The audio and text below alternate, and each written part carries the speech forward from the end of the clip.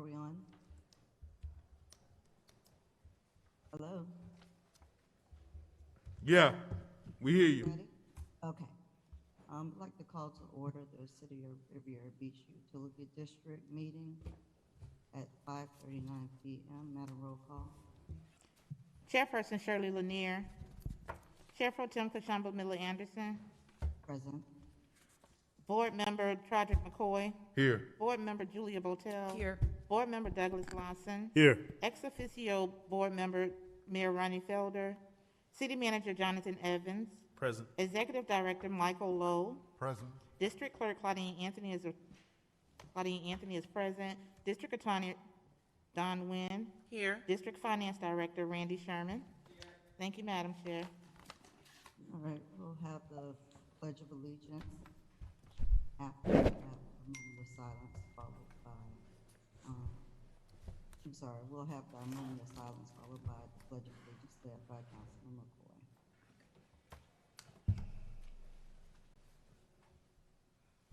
I put allegiance to the flag of the United States of America and to the republic for which it stands, one nation, under God, indivisible, with liberty and justice for all.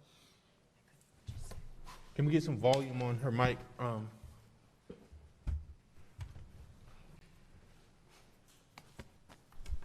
Can you hear me?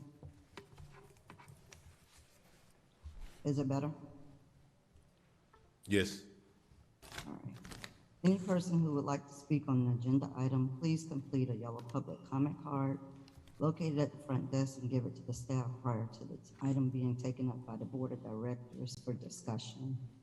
Members of the public will be given a total of 3 minutes to speak on all items listed on the consent agenda and 3 minutes to speak on each regular agenda item.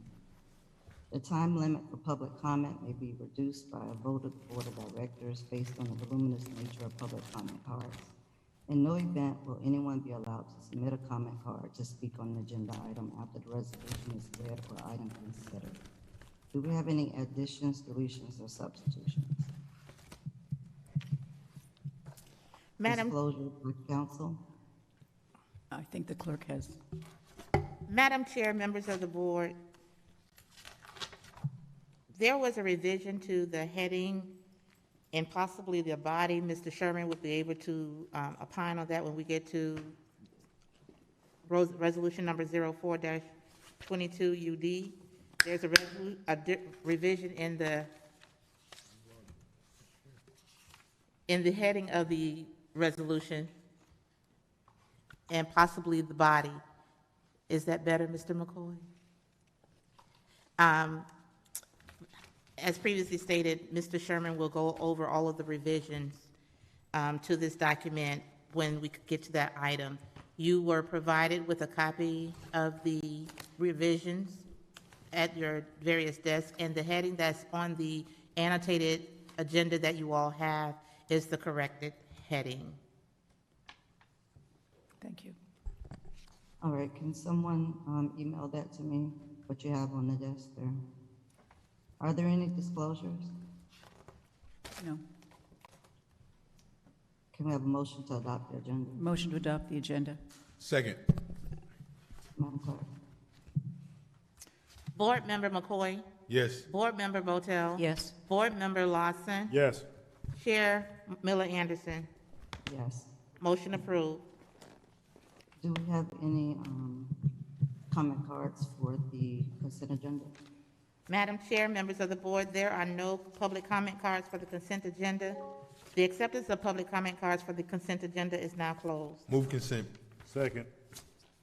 Madam Clerk? Board Member Botel? Yes. Board Member Lawson? Yes. Board Member McCoy? Yes. Chair Miller Anderson? Yes. Motion approved. Regular agenda item number 8A.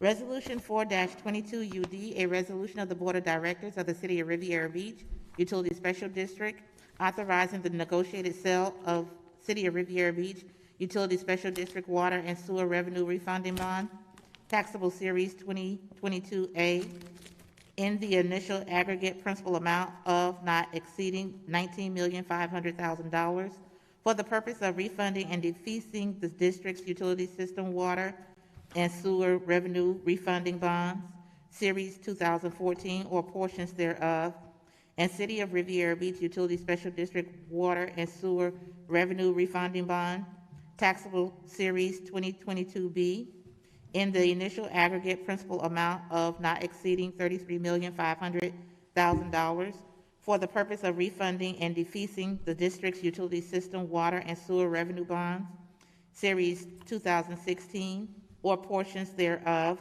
authorizing the negotiated sale of City of Riviera Beach Utility Special District Water and Sewer Revenue Refunding Bond, Tax Exempt Series 2024, in the initial aggregate principal amount of not exceeding $19,500,000 for the purpose of refunding the taxable Series 2022A bond and the City of Riviera Beach Utility Special District Water and Sewer Revenue Refunding Bond, Tax Exempt Series 2026, in the initial aggregate principal amount of not exceeding $33,500,000 for the purpose of refunding the taxable Series 2022B bond, determining certain details of the taxable Series 2022A bond, taxable Series 2022B bond, tax exempt Series 2024 bond, and tax exempt Series 2026 bond, providing for application of the bond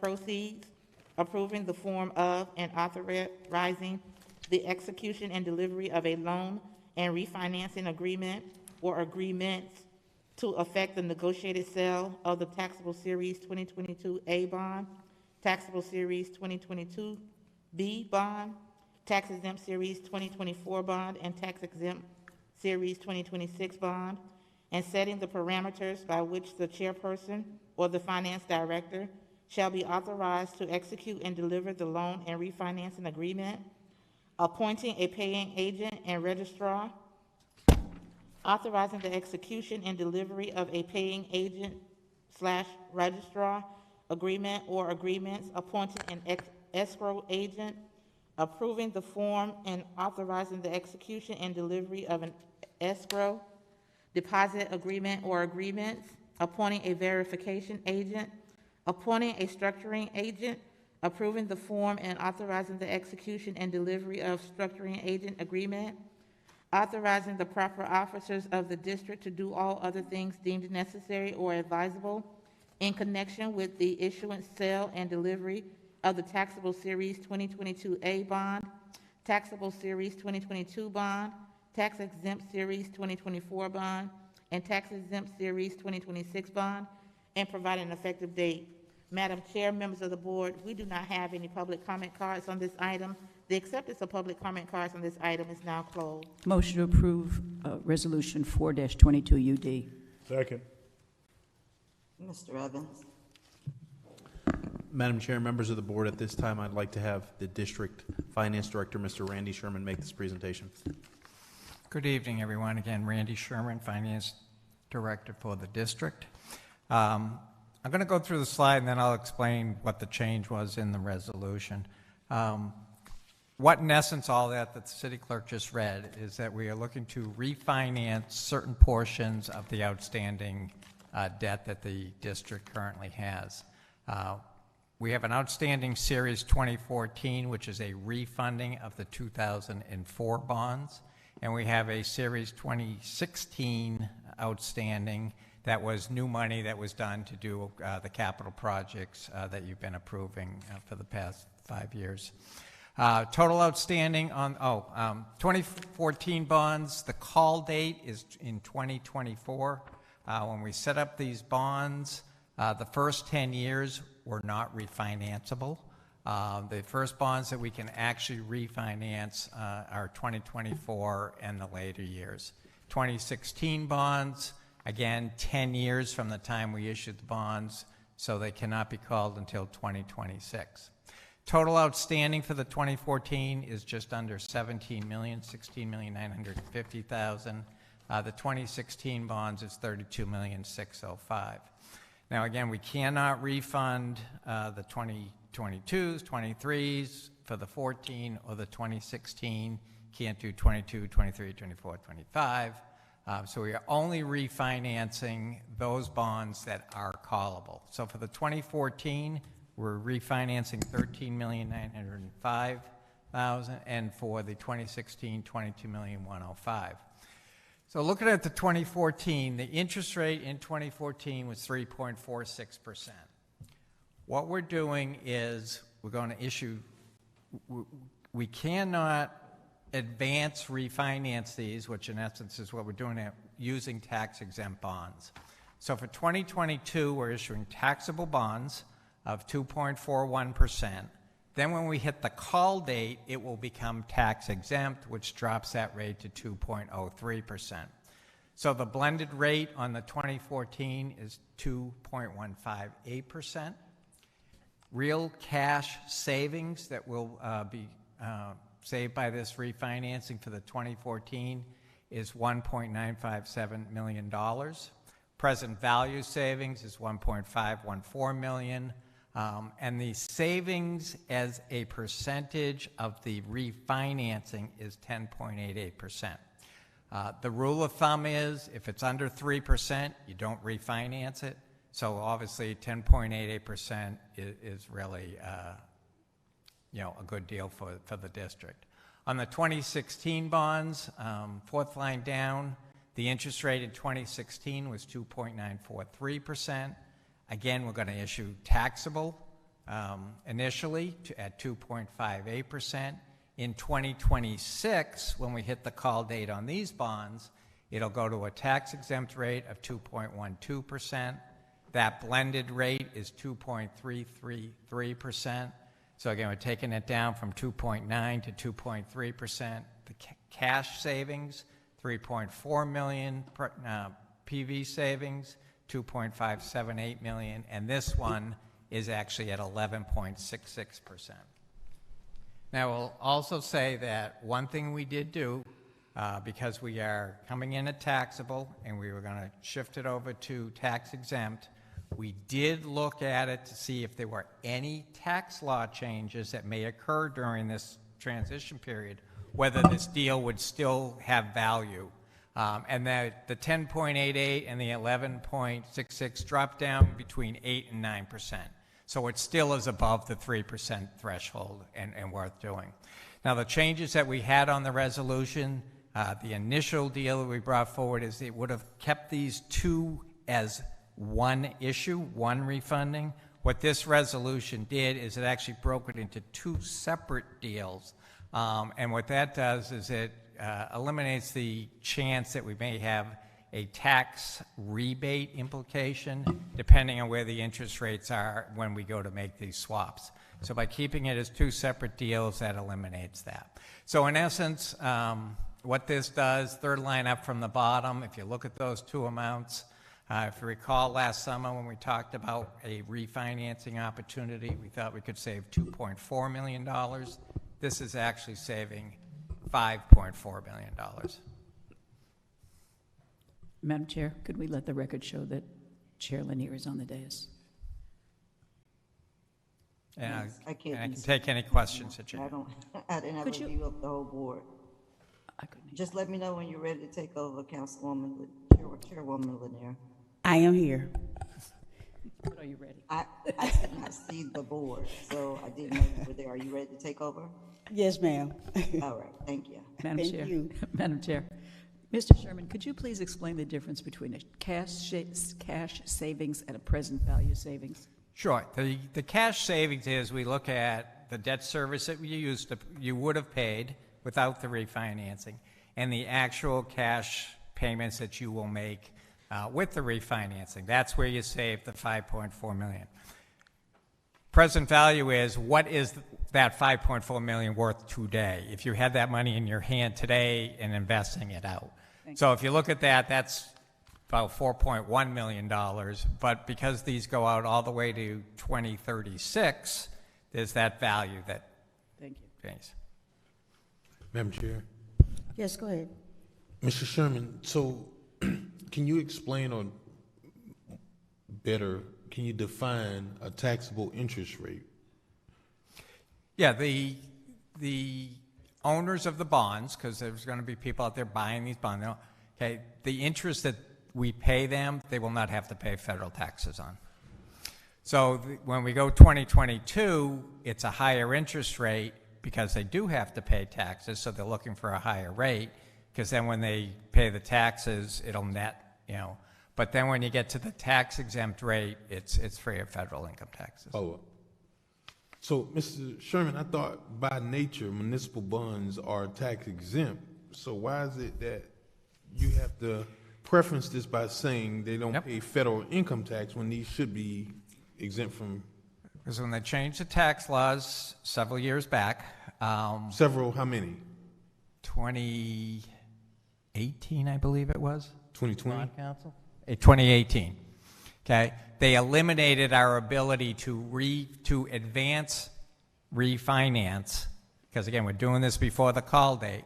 They took away our ability to do that using tax-exempt bonds. You could only advance refinance using taxable bonds. So that's why we have to do the taxable, and then once we hit the call date, we can flip it to a tax-exempt rate. Okay. Sorry. I don't know. I just know, I thought municipal bonds were by law, by general knowledge, was tax exempt. So everything you said, I don't know what that meant, but I trust you, right? Because, yeah. Thank you. Okay. Sounds good. Thank Sounds you. good. 5.4 million. I should have stopped there. Sounds very good. Any other questions in regards to this item? Hearing none, Madam Clerk? Board Member Lawson, Yes. Board Member McCoy. Yes. Board Member Botel, Yes. Vice Chair Miller Anderson, Yes. Chair Lanier. Yes. Motion approved. Thank you.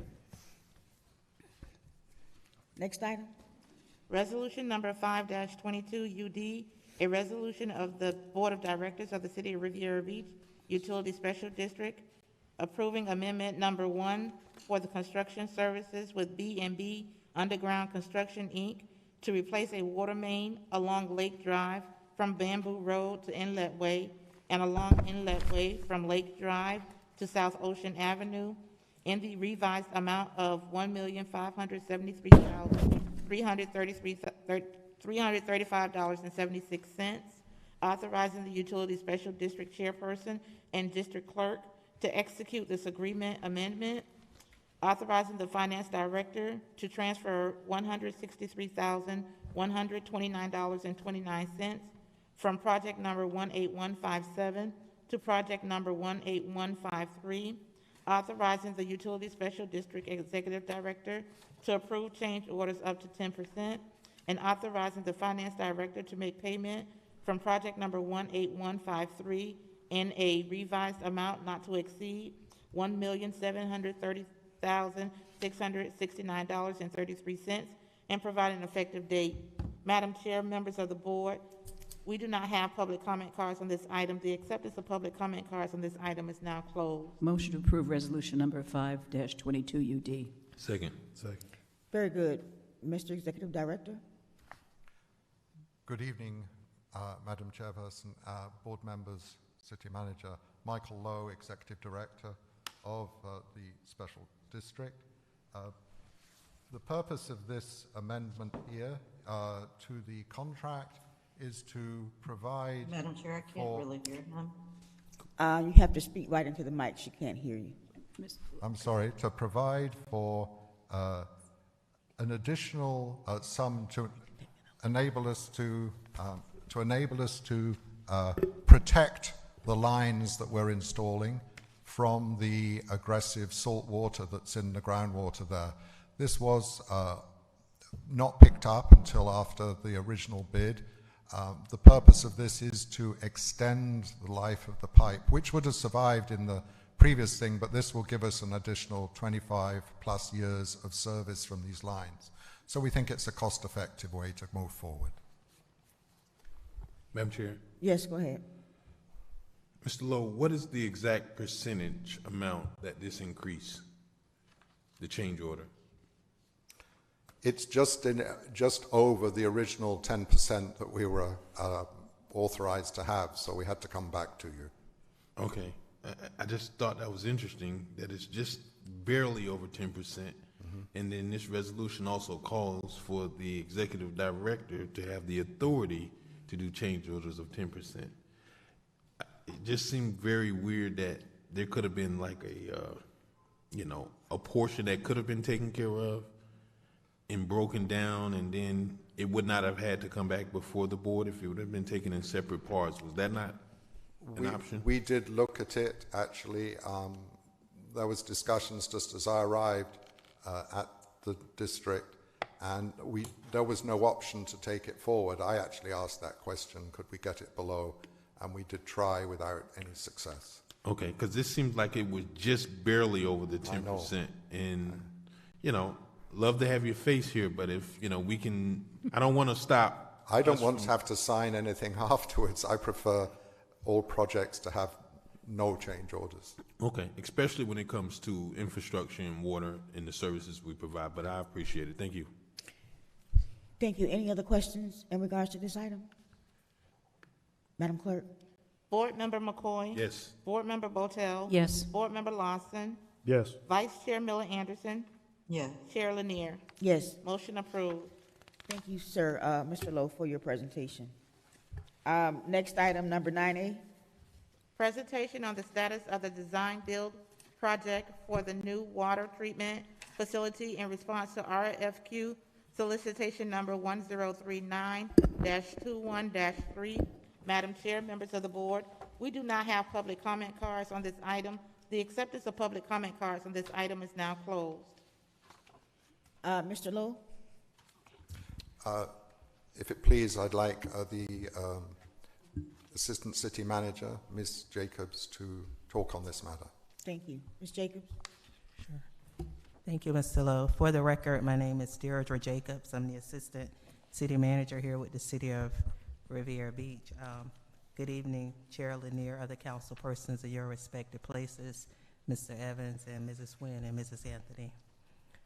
I'm before you this evening to just give you a brief update on where we are with the water treatment plant facility development project.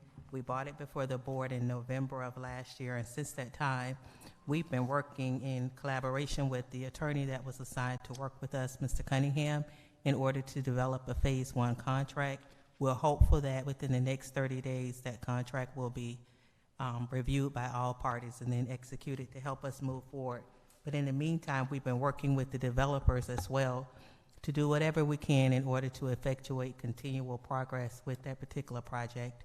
So on January 21st of this year, we had our first primary kickoff event, and I'll just apprise you of some of the activities that took place at that event. Many of the areas that were discussed were centered on safety issues and how once we get together and work with the development team, we begin to communicate effectively in order to move the project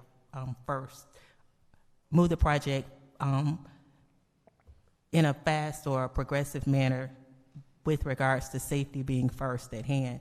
So because of the many issues that we know that take place with regards to safety issues, the importance of being safe whenever we conduct such activities, construction activities, we spend a great amount of time just talking about not only COVID, but other safety issues so that whenever we begin to undertake the project, that we ensure that safety is first and that our employees and our members of the development team, the contractors and subcontractors, are able to operate and conduct activities in a safe manner.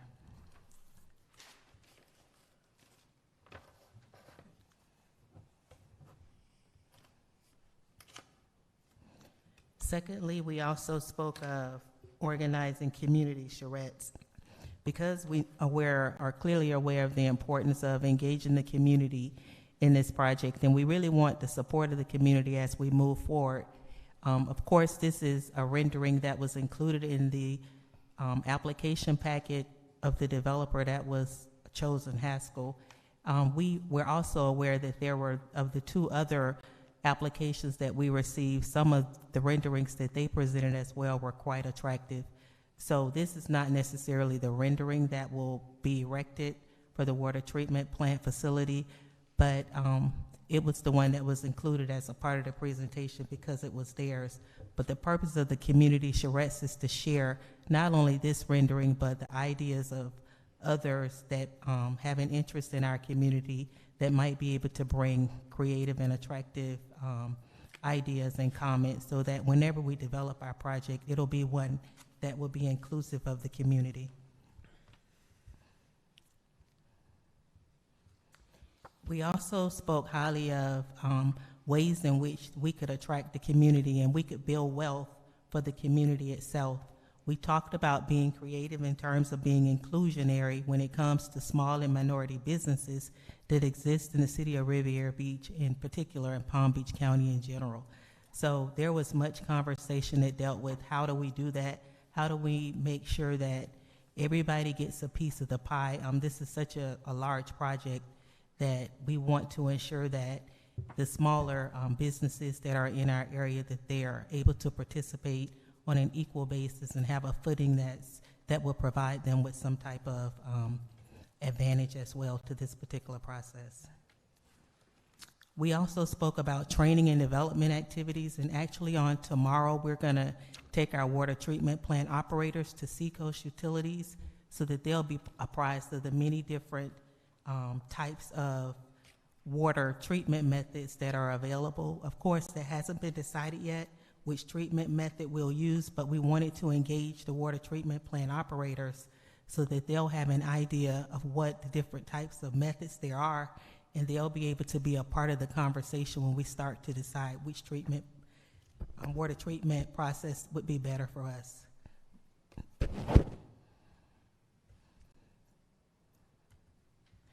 So this is a rendering of the sign that'll actually go up in the next 10 days. We'll have a couple of signs that'll be on the property on Blue Heron Boulevard, wherein you'll be able to see that we have construction activities that'll actually start. So I believe there are 2 signs that'll go up on each end of the property, and they'll be such large signs that you'll be able to instantly see that the water treatment plant facility, as well as the public works operation, any reader that drives by would be able to see that activity it has started to commence on that particular piece of property. Lastly, we're also going to screen and fence that area as we move forward and begin construction activities. We've already started some environmental assessment activities, and this is just a rendering or an idea of an example of the screen that will be put up over the next couple of months. So we're also, finally, we're also working with a contractor to assist us with searching for grant opportunities, wherein we will be able to reach out to some of our lobbyists. We've already started at a state level.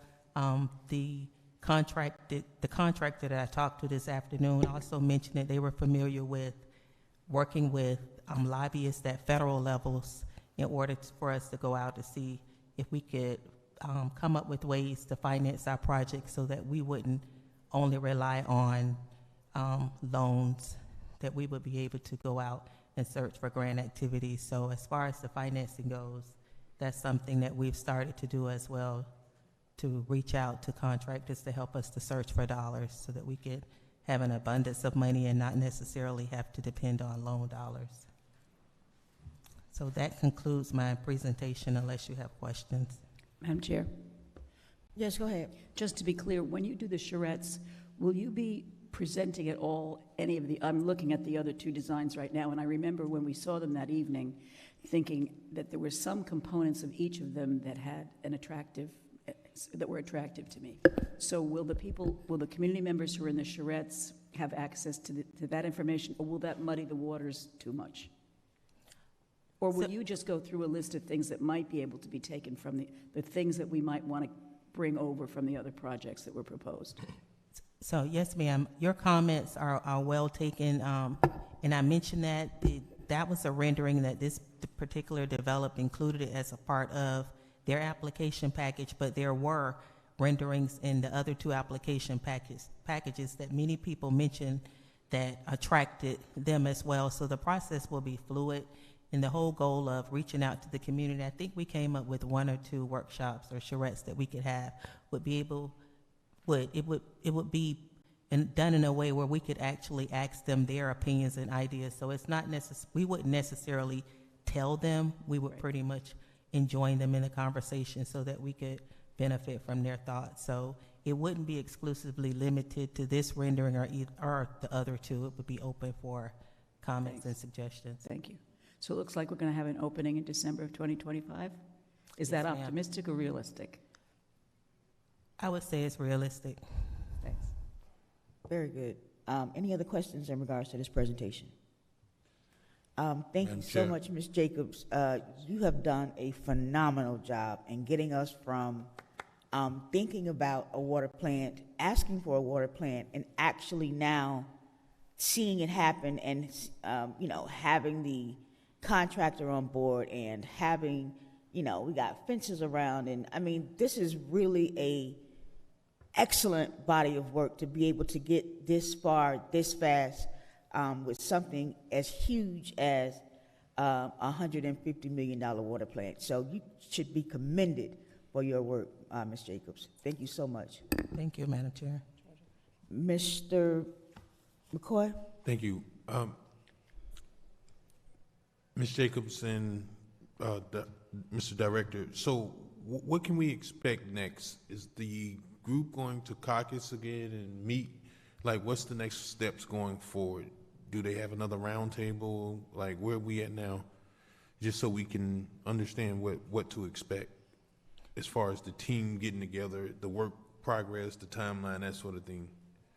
Yes, sir. So it was hopeful that we would have an agreement in place by now, but we're working with Mr. Cunningham. He's our attorney, and unfortunately, he's been in trial with another one of our cases. So we've been set back maybe about 30 or so days, but we do have a draft of the contract, and we're hopeful that within no more than 30 days, we'll be able to bring that contract to you, and then that'll help to start the process to move forward. But because of the delay, what we've been doing is meeting on a regular basis by phone and even in person to try to do as much as we can absent the contract. Follow up.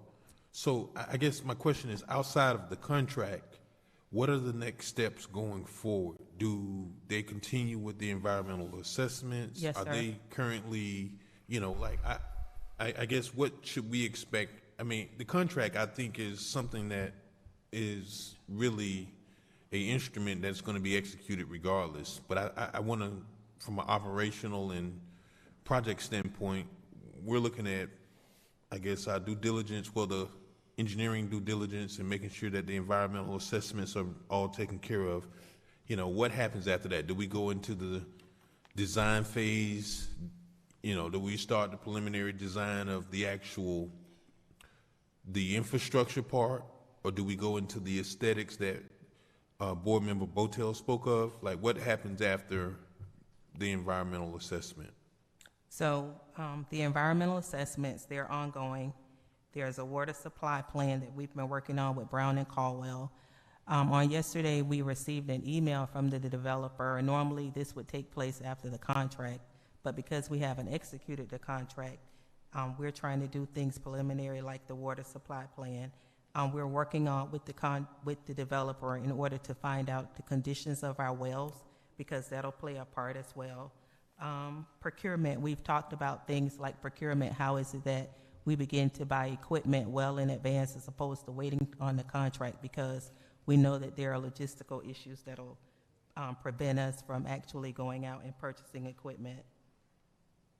Okay. We've also started the training process. As I mentioned earlier, the water treatment plant operators, we're going to go ahead and move forward with starting to retrain them on the various water treatment or the different alternatives to treat water. So we're trying to do as much as we can absent the contract in place. Okay. Madam Chair. Yes, go ahead. Thank you, Madam Chair. And I just want to first echo my sentiments of my chair. Ms. Jacobs, you did a phenomenal job of getting this off the ground and actually implementing and getting this accomplished, going through the directors that we have, and then also allowing for us to come to this level of where we're going to be doing hopefully a groundbreaking on another project here in our city. And you took the lead on this, so we just want to thank you first and foremost. Thank you. The ideas for community charrettes. I know that we've talked about the development of this project, design, and the setup. I'm thinking if we implement and bring in the schools, the youth into this project, because this is going to be a facility that's here for the next 40 years. So having them be a part of the development and design and the infrastructure to really truly get a community base, get the residents, get the staff, and get everybody involved, and reaching out to some of the local schools to see if we can get those children involved into it as well. Because I think that just their design and their infrastructure, their mindset of saying, hey, we want to be a part of developing the city will give them a sense of pride for some additional development in the community. And in addition to the water plant, but also the city hall facility as well. That's more so for Mr. Evans and Ms. Jacobs. One thing that I was also thinking about is the inclusion of the development that we spoke about on the meeting earlier, the minority, local, and women participation. I know we've talked about the percentage of involvement being just around 20-30%, but seeing how far we can push the initiative to getting as much local and women participation in this as well is what I really want us to do, because if we can keep those dollars circulating on this over $120 million project, that will help increase that median income here in our city. So those are just some of the things that I want to make sure that's our focal point while we build and develop this and finalize this contract. Yes, sir. With regards to the schools, I agree with you. I think it would be a grand opportunity. Over at the water treatment facility, our treatment facility in particular, and I guess throughout the industry, there aren't many water treatment plant operators around, so it really would be an ideal opportunity to bring that particular profession to our young folks, those in high school, and just make them aware of the different career opportunities that evolve over in utilities. Creating that career path for those children, getting them engaged in the design, development process, and providing that programming for them is just going to change the dynamic of having residents involved, especially our children and our youth involved in the infrastructure of the water plant, and also having career paths versus just kind of set certain jobs. So actually live, working, and play in our community would be great. So starting with those youth would be excellent. Yes. Thank you. And you would really be excited. The developer took the lead on making sure that there would be inclusionary opportunities for our community to be able to participate in this project. Brown Electrical was also in the room, and they pushed the fact as well. So it was a priority as a part of the conversation and the dialogue that took place on the 21st. That was part of the reason that I believe, one of the reasons that I chose this organization, because they really understood what we wanted as a council, to not only bring quality potable water to our residents, but also making sure that our youth and our residents are engaged in this development. So taking this to the next level, really training them. So thank you, Ms. Jacobs. Thank you. Yes, for sir. Thank you. Thank you. Are there any other questions in regard to this presentation? Thank you again, Ms. Jacobs, for that phenomenal job that you've done getting us this far. Mr. Lowe, Mr. Jonathan Evans, the utility district staff, the consultants, everyone who worked on this project to be able to make this happen very fast. Thank you again. Thank you. Thank you. Is there any discussion by the executive director? Madam Chairperson, yes, if I may just bring up one issue. It's a bit of an explanation as to what's happened today and to why we have a boil water currently going on the northern end of Singer Island. Our maintenance crews were working on what's called the altitude valve. It's the main automated feed valve to the storage facility that's out on the island, the 1 million gallon storage tank. And whilst they were working on it, trying to solve a problem that we had with it, the valve fully opened on them, which immediately, it's not supposed to do that. It's actually supposed to control the pressure within the distribution system. Instead, it drove wide open, which caused the pressure drop immediately. They worked on it quickly and got the thing closed up again, but in consequence, after discussion with our health department about what happened, and we can see the pressure measurements on our computers, it was agreed that we would have a precautionary boil water notice go out, and that's what happened today. As soon as we get the clearances from the laboratory, we will obviously take the notice off. Madam Chair, Yes, go ahead. thank you. I must have missed that. I don't know that did I get an email about that? It happened later in the afternoon, so yes, you I might. always like to let people Yeah. know right away, so I'll make sure that Sam puts it up on Nextdoor so that people will know. Thanks very I much. have a copy here he can have. Thank you very much. Thanks. Thank you. Are there any remarks from the attorney? No, thank you, Madam Chair. Starting with the mayor, No comment, Madam Chair. Mr. Lawson. Thank you, Madam Chair. Quick question for Utility District Director. Palm Beach Shores pipe costs, those upgrades, will Palm Beach Shores residents be paying for those upgrades? No, Palm Beach Shores, they are part of within our service area. Be it Palm Beach Shores, be it unincorporated county or whatever, they all pay the same fees as everybody else, and so it's paid for with utility monies. I'm not quite certain myself being new, but a lot of people that aren't within the city actually pay a surcharge for getting water service from us. Okay, so it's going to be incorporated into our capital improvements, so we'll be covering that cost. We'll be covering that cost, just as we would be responsible if there was a water main break, yes. We are trying to ensure that when the project happens, any other work that's scheduled to happen on those roads happens at the same time so that we can eliminate cost. And is it not possible to provide an assessment to the residents of Palm Beach Shores? Because they're not paying into our ad valorem tax. I'm not sure why we're improving their infrastructure or not even assessing them a cost to develop. Well, it's actually the district's infrastructure. District, I apologize. Yes, at the time anybody comes into the district, they buy capacity on our system, they pay an impact fee, and doesn't matter whether they're within the city or if they're within the district, they all have to pay those fees, and they are all part of the operations of the district. Where I came from, over a third of our customers were not in the city. We went way beyond the city, and we covered several other municipalities. And they were only covered, the cost was just through impact fees where infrastructure was addressed in other municipalities or unincorporated areas? Part of the fees that they paid, the base facility charges, are meant to go towards this part of our operation.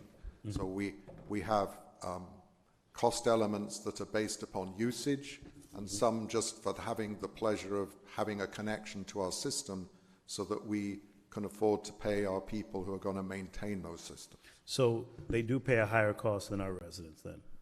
I believe that they do. I'm not quite certain. Madam Chair, if I may? Yes, go ahead. They do pay a 25% surcharge on their Okay. bill.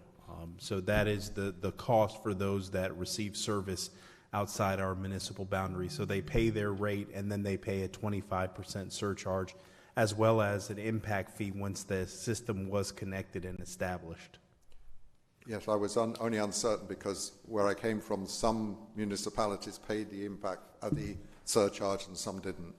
So, yeah. Okay. And I guess the other 25% assessment, okay. The other question is, I know that we have a lot of debt that we're going to be implementing over the next few years when it comes to this water plant, city, CRA, and these annual payments that are going to be paid to them. Can we get an assessment of a breakdown of what all of our city, CRA, utility district debts are going to be so we can really see what these debts are going to be incurred upon the city? And the reason I'm asking is because it's coming up where we're going to be having a large amount of debt added to our residents. We have to be able to address the increase and how we're going to actually pay for all of this infrastructure that we're bringing and bringing additional revenue to our community. And without development, without increasing our ad valorem tax, we don't want to have those discussions, but the issue we're going to see is that the tax rates are going to go up. Our ad valorem tax is going to go up. The tax rate, the millage rate, and also the water rate. So we want to make sure that we can kind of be a clear assessment of what's going to happen, because it's well and fine and have amazing progress and growth, but we have to address it safely, and we have to do a conservative approach of this development. So if we can take a look at some of the development, the increase in the bonds and the debts that we're bringing on, so that we can be conscious in our next budget of what our spending is going to look like, and have our residents prepared as well. Madam Chair, if I may? Yes, go ahead. We can certainly enumerate it in the fiscal year 2021, 2022 budget and the budget documents that we adopt. We do have the debt service payment listed, as well as enumerated in the comprehensive annual financial report. But I will get with Mr. Sherman to be able to extract that and place it out, provide it to the board and put it on the website as it relates to a consolidated version to look at the debts associated with the district and any other debts the city of Riviera Beach has, to be able to resolve that particular question that the councilperson has. Thank you. And I guess the concern is that we continue to get the phone calls that they're excited about the development, but the first question they ask is, my water bill going up? Are you going to increase my taxes? Are we going to have to pay more money into this? So preparing our residents for the development that we have, but also seeing if we can aggressively focus on development, focus on our parking, focus on some of the things that's going to generate some additional revenue to offset some of these raises and increases that essentially have to come with change and development.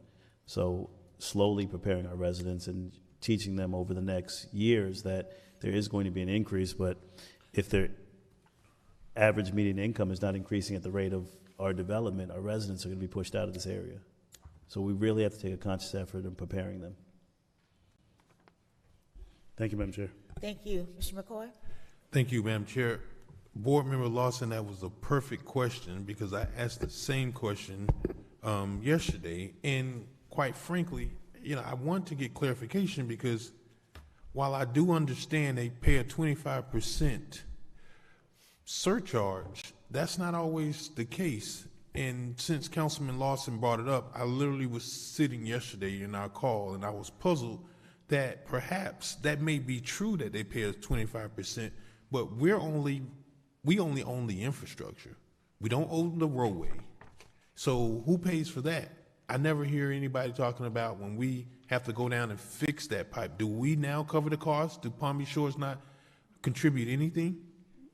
If we damage the road, we are responsible. It doesn't matter whether it's Palm Beach Shores, the county, the state, or federal. Any roads that we damage as a result of putting dealing with our infrastructure, we have to bear the cost. See, Mr. Lowe, I appreciate your response, but this is vindication from where I was a year ago when I sat up here and I told the board that we should not give Mangonia Park a wholesale rate when we charge Gramercy Park, Palm Beach Shores a retail rate plus a 25% surcharge. If we're responsible for fixing the infrastructure, that's just not the pipes, that's the actual roads.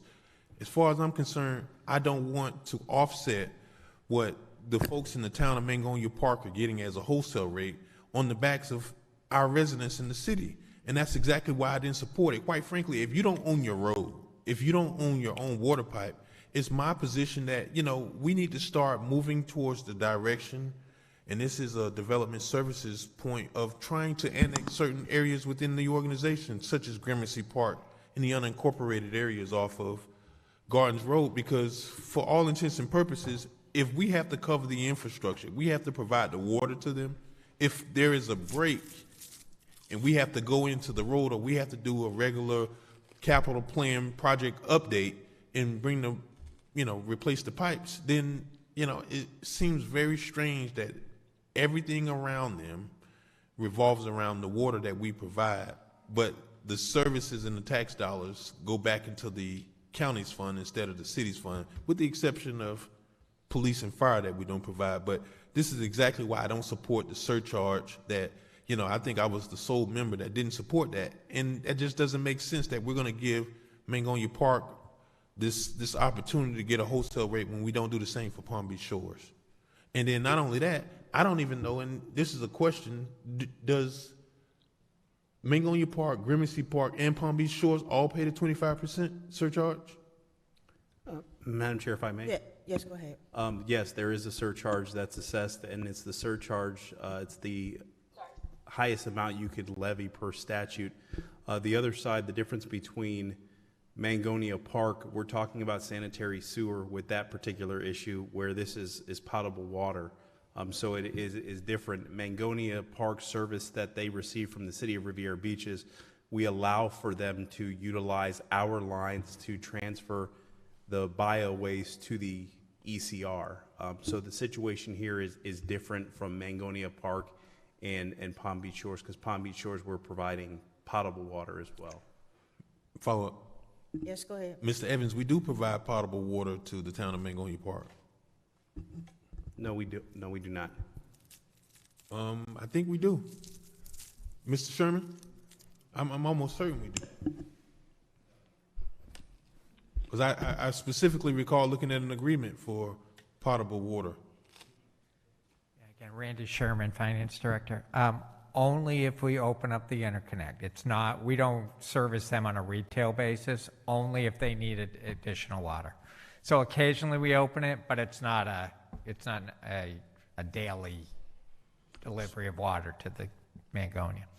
Okay, thank you for clarifying. So in the event that, I guess this is a Mr. Lowe question. So in the event that one of those wastewater infrastructure pipes have to be replaced, that we, I guess, allow Mangonia Park to use, who contributes to that cost? Do we own that infrastructure? No, we don't. There's the point at which it's metered and it comes into our purview, and that's the point at which we assume responsibility. Okay, so that's when our infrastructure kicks in. Yes. Okay, well, and I guess, so is it also true that, well, I guess, do we also, I guess we get a standby and access charge for Gramercy as well as for Palm Beach Shores, but not for Mangonia Park? Is that accurate, Mr. Sherman? Okay, he gave the head nod. Well, okay. That's why I asked the same question. I would hate to, be fixing roads in Palm Beach Shores on the back of, our utility district paying customers, and I wanted to make sure that we were getting our fair share and that we have that all worked out. So thank you, Councilman Lawson, for bringing up that question, because I asked the same question yesterday. Lastly, thank you for the after-hours crew that went out and did some emergency turn-ons on Valentine's Day. I know you made some families feel at home, Mr. Pinckney and the crew that was there, so thank you so much, because there was nobody around, and thank you, Mr. Evans, for getting that done, because that would have been a lonely night for that gentleman if they didn't have water. So thank you for making that possible, Mr. Evans and Mr. Pinckney and your crew. All right, that's all I have. Thank you. Dr. Botel? Thank you, Madam Chair. All this talk about Gramercy Park reminds me that, Annexation? yes, reminds me that we really should do a study of the ability or inability of the city to annex certain properties that are currently unaffiliated, that are currently county only. So could we have that done by staff as soon as they can get to it? Madam Chair, that item is on the list of projects that staff is working on, but yes, we are looking at that. Thank you. And it might not be the time to do this, but today we got the report that we were asking for about the Reimagine Riviera Beach projects, the update, and I just wanted to commend staff and Mr. Evans because it's very thorough, and if anybody's interested, I think it's going to be on the website, Mr. Evans? Madam Chair, it's already on the website, and it was posted on social media as well. Thank you very much. Thank you. Councilwoman Miller Anderson? I don't have anything. All right, very good. Thank you so much for your presentations. Kudos to the utility district staff and city manager, assistant city manager for all your hard work. We really appreciate it. Thank you. This meeting is adjourned. We call this meeting to order for the City Council, February the 16th, 2022. The time is 6:44 p.m. Madam Clerk? Mayor Ronnie Felder. Here. Chairperson Shirley Lanier. Here. Chair Pro Tem Kashamba Miller Anderson. Present. Councilperson Troderick McCoy. Here. Councilperson Julia Botel. Here. Councilperson Douglas Lawson. Here. City Manager Jonathan Evans. Present. City Clerk Claudine Anthony is present. City Attorney Don Nguyen. Here. Thank you, Madam Chair. Thank you. We will have the Pledge of Allegiance with a moment of silence given by our mayor.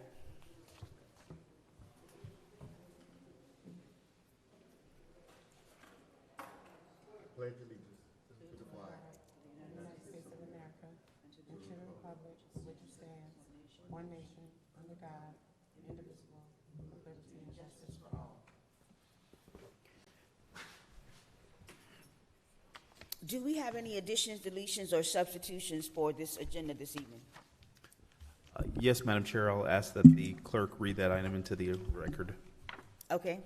Madam Chair, members of the board, item number 10B, as in boy, is being removed from the agenda, which is resolution number 015-22.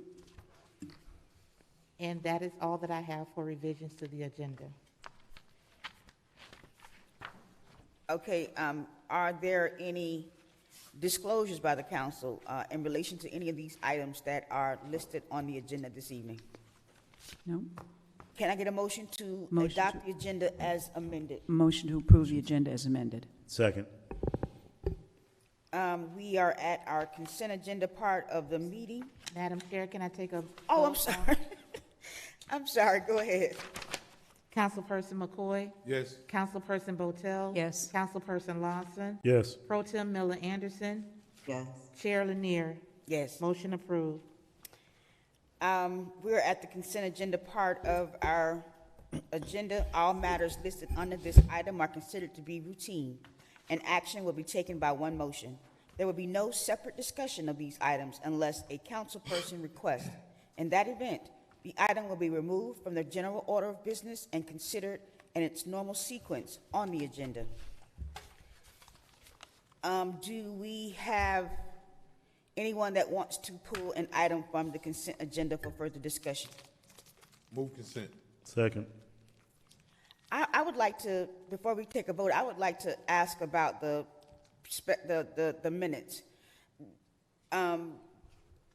This is from September. These minutes are 5 months old, and I mean, like every meeting we have minutes that are, 5-6 months ago, and I think that it does a disservice to the public because people rely on these minutes to be able to know what happened with the city and what decisions we made.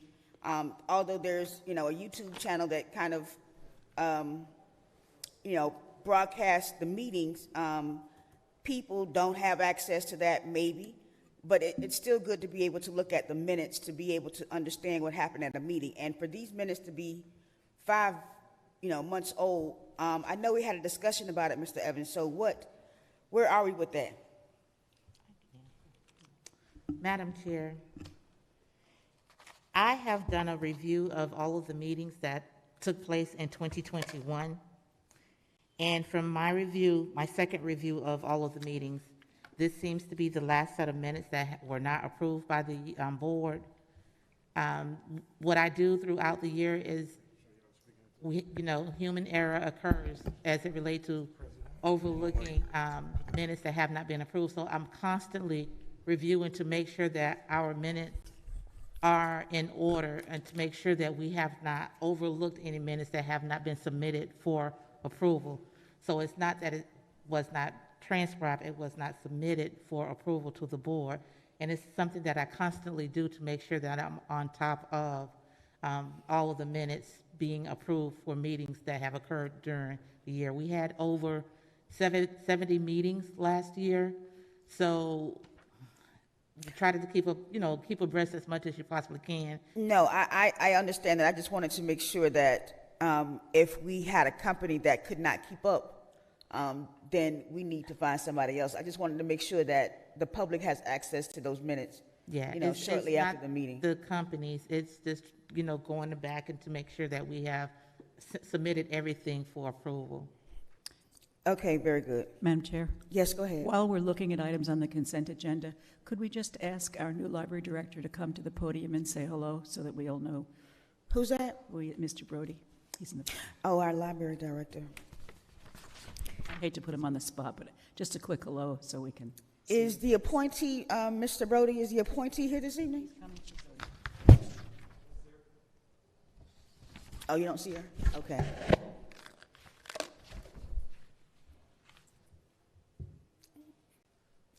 Yeah, I don't see Ms. Cunningham. I don't see her this evening.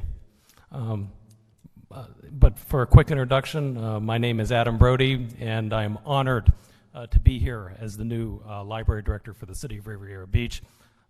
Thank you very much, Madam Chair, City Council, Mr. Evans, Ms. McBride, and the entire community for making me feel very welcome over the last 2 months. I'm very honored also to work with a highly dedicated and passionate library staff as well. A little bit about my experience.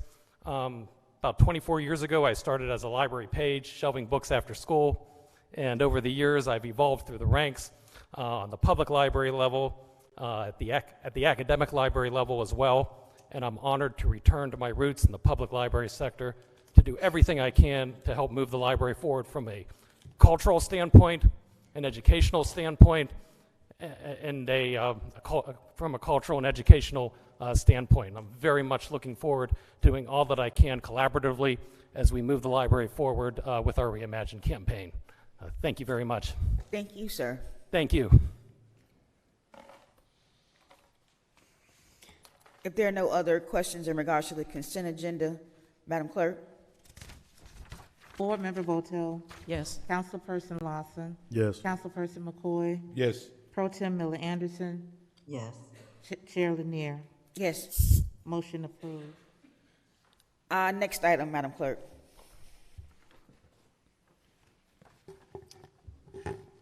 Our next item on the agenda, before we go to awards and presentations, Madam Chair and members of the board, I would like to congratulate Ms. Tawana Smith on receiving the Florida Certified Records Manager designation, and I would like to also announce that early voting will begin February 26th and continue to March 6th from 10 a.m. to 7 p.m.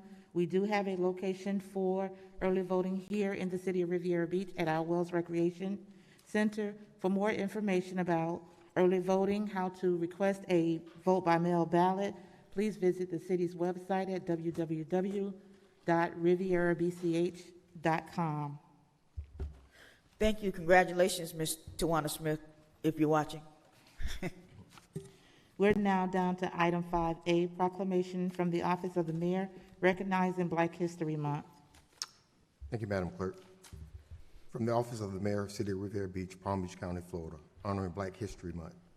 Whereas Dr. Carter G. Woodson founded the Association for Study of African American Life and History in 1915 and later established the second week in February as Negro History Week in 1926. And whereas Negro History Week became a month-long recognition as a result of efforts such as protests during the mid-1960s and the demands of college students for African American courses and Black Studies departments to include students from Kent State as well as organizations such as Pan America, Pan African Association, and local communities throughout the nation. And whereas federal recognition was being sought by the association by the study of African American life and history during the mid-1960s, believing and understanding the contributions of African Americans to the history of the United States and the world, with President Gerald Ford kicking the first official observance in February 1976. Whereas the City of Riviera Beach recognizes the contributions of its residents and business owners to Black history on the local and national level. And whereas the theme for this year's celebration is Black Health and Wellness, established by the study of African American life and history. Now therefore, by the power vested in me as mayor of the City of Riviera Beach, Palm Beach County, Florida, I, Ronnie L. Felber, and the honorable city council members recognize this community's past and present Black history. Therefore, I proclaim February 2022 as Black History Month, with the theme Black Health and Wellness, established by the study of African American life and history. The City of Riviera Beach recognizes the contributions of its residents and business owners to Black history on a local and national level. Therefore, in honor of the 2022 theme, we encourage our residents and business owners to visit the Riviera Beach Public Library for various resources on Black history. volunteer at the Urban Farm and Garden located at 1621 West Blue Heron Boulevard, Riviera Beach, Florida, and participate in the monthly scheduled activities, with February's theme being Fitness, Reclaim Your Rhythm, the theme for March, Mental Health, Mastery, and April's theme, Alternative Cooking. In witness thereof, I hereunto set my hand on the seal of the city of Riviera Beach, Florida, to be affixed the 16th day of February in the year of our Lord, 2022. Thank you so much, Mayor, for proclaiming Black History Month for the city of Riviera Beach. That is something that we definitely need to recognize, and we really appreciate your efforts in bringing that forward. The next proclamation. Next item, Madam Clerk. Proclamation from the Office of the Mayor recognizing February 11th through the 17th, 2022 as 211 Awareness Week. Madam Chair, if I may. Yes, go ahead. The new appointee to the Library Advisory Board has just came. So, Mr. Brody, if you don't mind, and Madam Chair, just to introduce our new member of our Library Advisory Board. Yes, I wanted Mrs. Cunningham to come up front. She has been a pillar of this community. She and I have had conversations, and we have a love of reading that goes way back. And I'm just really so happy that she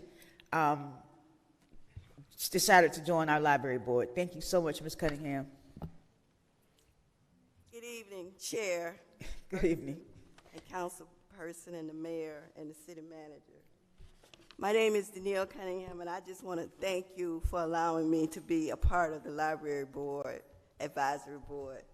But since this is Black History Month, I do want to share this with you, that back in 1962, my mother, Nelia Cunningham, took her Girl Scout troop to the library, Troop 298 in Riviera Beach on Avenue E at the old city complex. They were allowed in the library, but shortly within 30 minutes, the library was shut down. It was closed. And so they were not allowed to be in the library back in 1962. So this is a milestone, but they did go back, and she wanted her Girl Scout troop to learn how to go to the library and check out books and be able to read books. So I just want to say thank you so much, Councilperson Lanier, and to all of the board members. And thank you, Jonathan Evans. Thank you, Ms. Cunningham. We really appreciate you. And I don't know if Mr. Our director of the library board, Mr. Brody.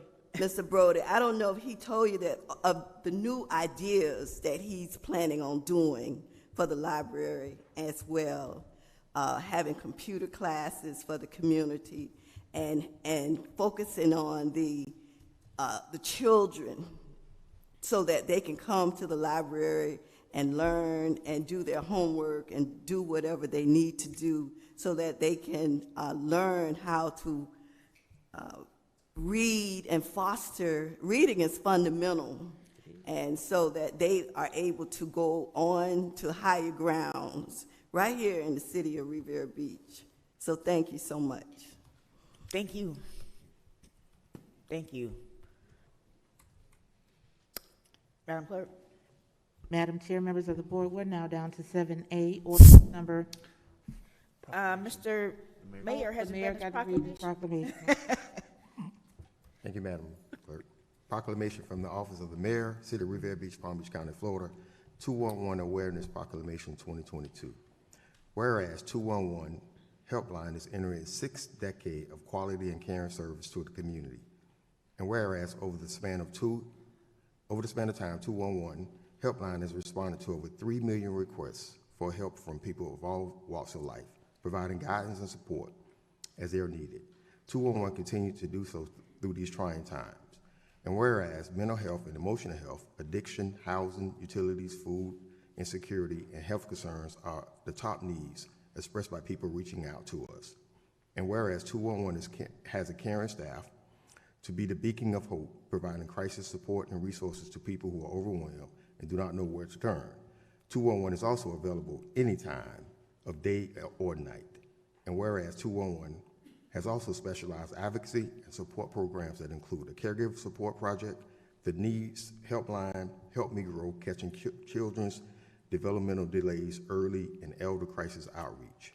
And whereas 211 life-saving Sunshine Daily telephone reinsurance calls continue to brighten the lives of local isolated seniors and have expanded to include isolated caregivers.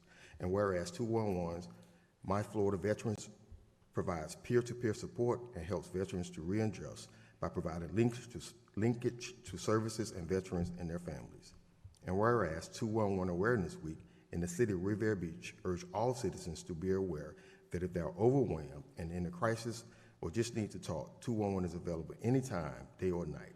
The 211 staff also provides referrals to mental health counseling, substance abuse, healthcare, employment, food assistance, daycare support groups, volunteering. Now, therefore, be it finally resolved that I, Ronnie F. Elder, Mayor of the City of Riviera Beach and Palm Beach County, by the power vested in me, by the residents of Riviera Beach, do hereby proclaim February 11th through the 17th as 211 Awareness Week. In witness whereof, I have hereunto set my hand and caused the official seal of the City of Riviera Beach to be affixed on this 9th day of February 2022 AD. Thank you. Thank you, Mayor, for that presentation for 211 Awareness Week. I'm sure that a lot of the members of the public may be or may be not aware of how important this 211 number is in terms of trying to find services in the city and in the county. So thank you so much for that. Next item, Madam Clerk. Ordinance number 4191, an ordinance of the City Council of the City of Riviera Beach, Palm Beach County, Florida, amending Chapter 23, Coastal Construction, Article 3, Wetlands Preservation of the City's Code of Ordinances, updating Appendix 1, Wetland Preservation Areas of Riviera Beach, and Appendix 2, Wetland Vegetation, providing for applicability, repeal of laws and conflict, severability, and codification, and providing for effective date. Madam Chair, members of the board, we do have public comment on this item. The acceptance of public comment cards on this item is now closed. Motion to approve ordinance number 4191. Second. Mr. Evans? Madam Chair and members of the board, if I can have the Director of Development Services, Mr. Clarence Sermons, make this presentation.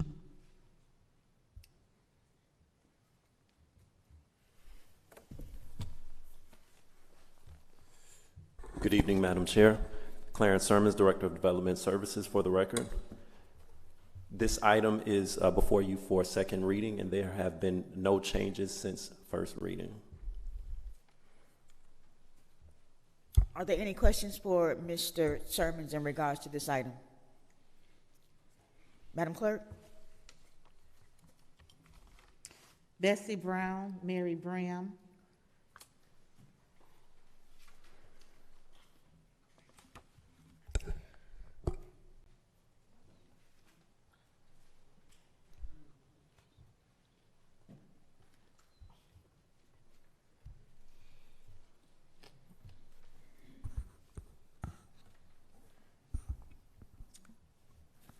Good evening, Bessie Brown. I have to ask, is this the presentation of the picture wetland preservation areas? This is just something black, and you can't even understand what area this really it pertains to.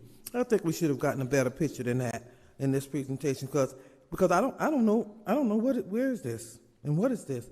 No kind of a picture of greenery or anything.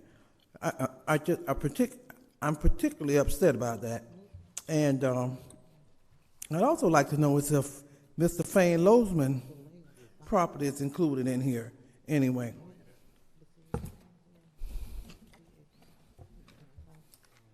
Thank you, ma'am. Mr. Sermons, do you have a picture in the backup that you can put up? Yes, the exhibit for the areas affected by this ordinance are a part of the ordinance document. So if you scroll to the bottom, you'll see the GIS imagery that we are proposing to update the existing map with. Thank you, sir. Mm-hmm. Madam Clerk? Mary Bram.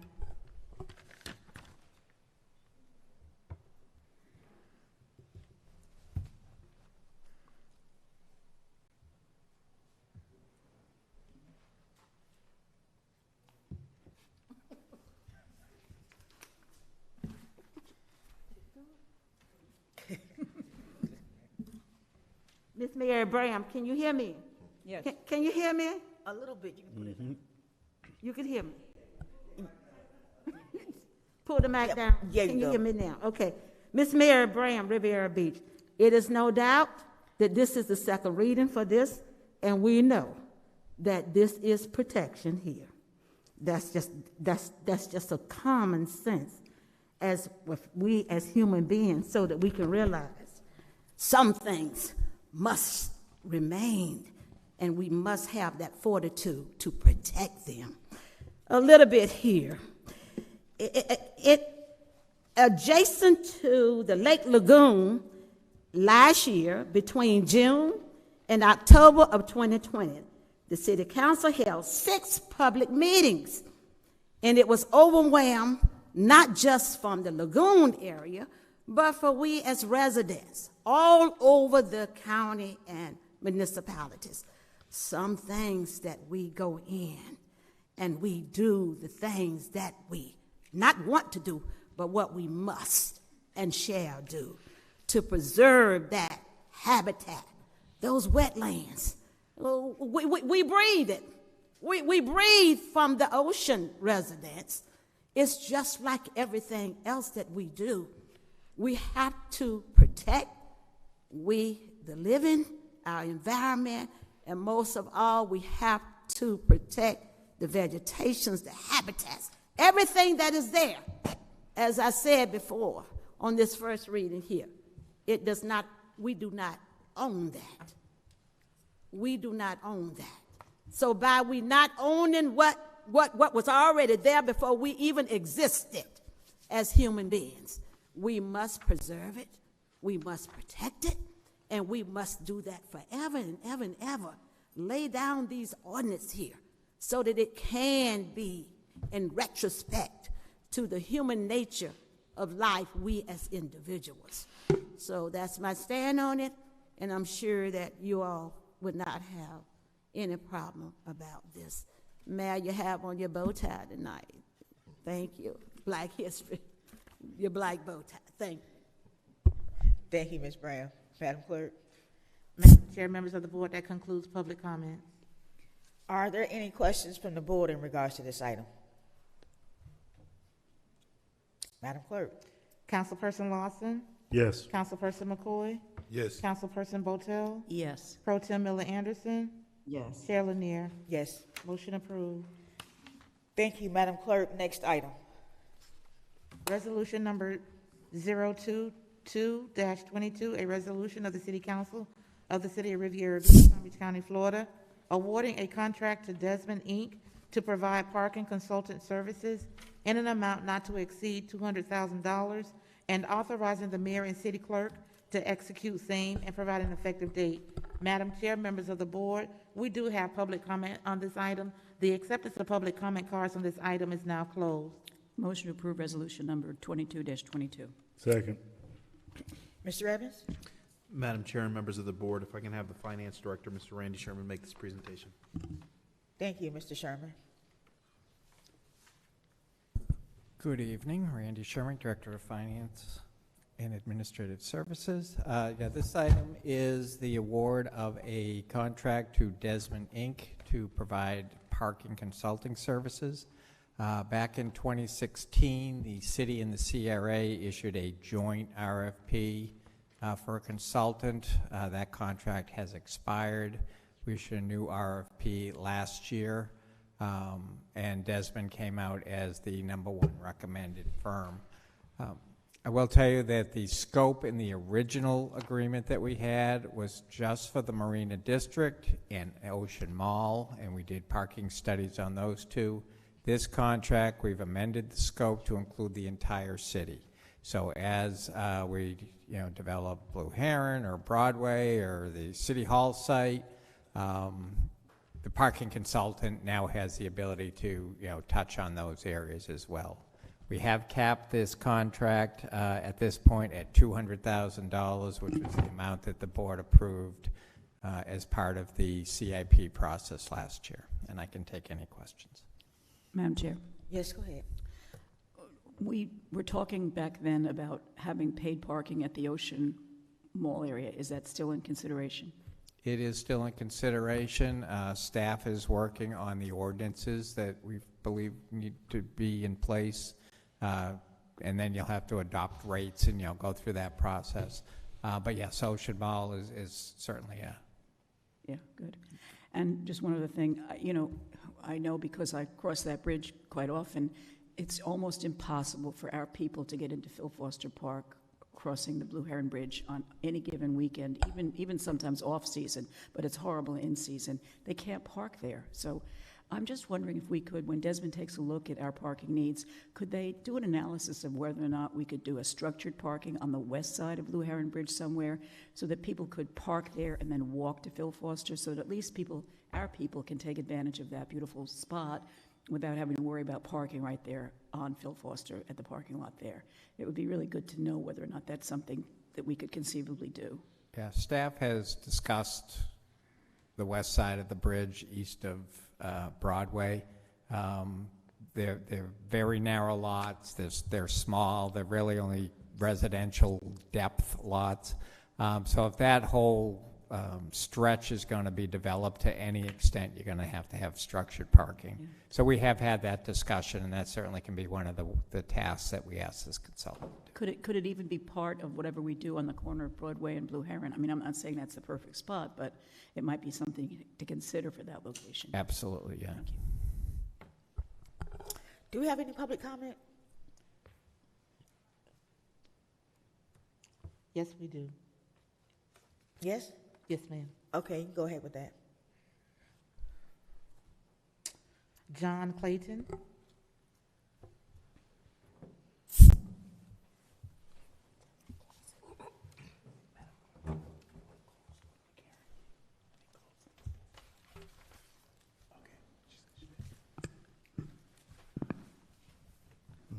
Good evening, John Clayton, Avenue E, Riviera Beach.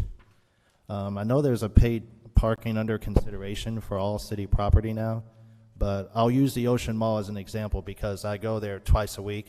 I would highly recommend not having paid parking, even if you put a parking structure, because the first thing that's going to happen is there's going to be a reduction in business. Lake Park learned that the hard way when they tried it. They did it for about 7 years, and all of the surrounding businesses around both their marina and the park, Kelsey Park, complained, and they eventually removed them. And we're nowhere near the size of West Palm Beach, and from what I hear, the residents really have no desire for us to, be like West Palm Beach, if you will. So I would recommend not doing that. At the Ocean Mall, you have a golden goose. This will risk hurting the golden goose. And it doesn't matter what socioeconomic level certain people are. The minute they hear, I got to pay to park, forget it. And I'll use another example, Palm Beach Gardens. Both Legacy Place and downtown at the Gardens, they both have parking structures that are free. Just pull in, park, and there you go. So something like this, we want to really, really consider the negative ramifications that could happen as a result of this. And it was funny, my mom was asking me about what was on the agenda, and I told her, and she said, well, something as serious as this, because both of us grew up here, born and raised, and so she recommended that maybe something of this magnitude be put on a referendum to see how the citizens feel about it. That way there's something provable, whether they vote yes or no on it. That way we know for sure. And one final point I want to make, the people that are watching on YouTube through the city channel, when you get up and speak here, you got to speak clearly into the microphone and elevate your voice slightly because they have a hard time hearing. My mom does, and she has very good hearing. Thank you for your time and attention, and happy belated Valentine's Day, everyone. Thank you. Madam Chair, members of the board, that concludes public comment on this item. Are there any questions from the board in regards to this item? Madam Clerk? Councilperson McCoy? Yes. Councilperson Botel? Yes. Councilperson Lawson? Yes. Pro Tem Miller Anderson? Yes. Chair Lanier? Yes. Motion approved. Okay, thank you. Our next item, Madam Clerk. Our next item is item number 10C, resolution number 001-22, a resolution of the City Council of the City of Riviera Beach, Palm Beach County, Florida, awarding bid number 106-22-2 to Shamtech, Inc. of West Palm Beach, Florida, to construct the renovations for the police substation at Lindsay Davis in the amount of $297,000, authorizing the city manager to approve change orders up to 10%, authorizing the Director of Finance and Administrative Services to make payment from project number 22013 and providing an effective date. Madam Chair, members of the board.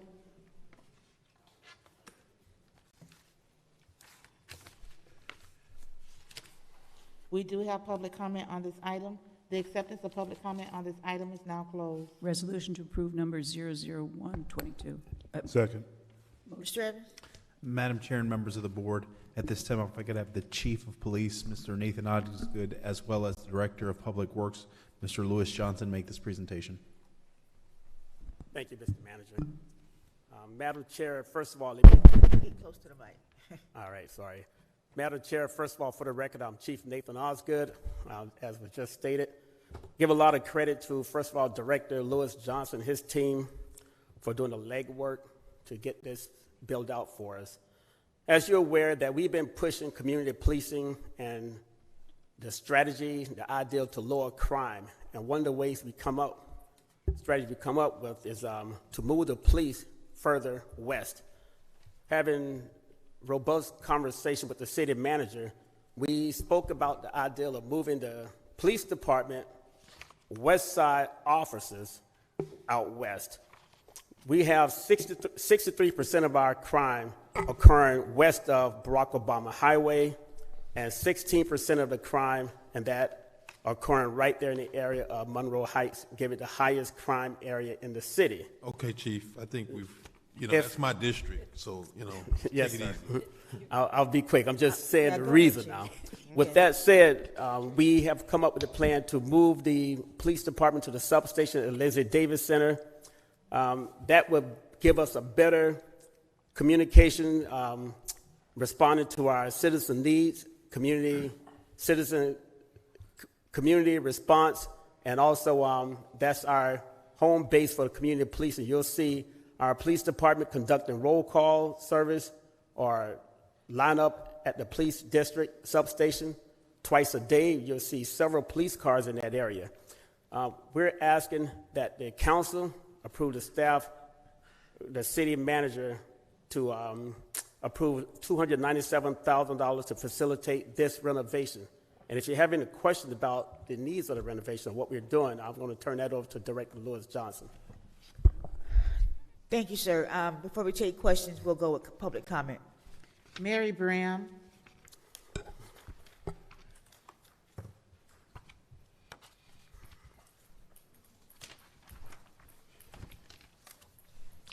Mary Bram, okay, thank you.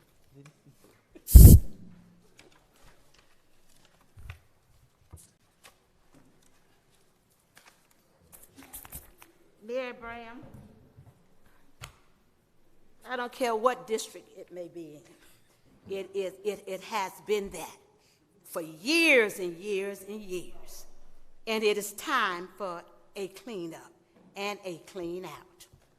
It has been much needed up in that area. You have a lot of elder residents, and they call me all the time complaining about the killings and the shootings, robberies up in that area.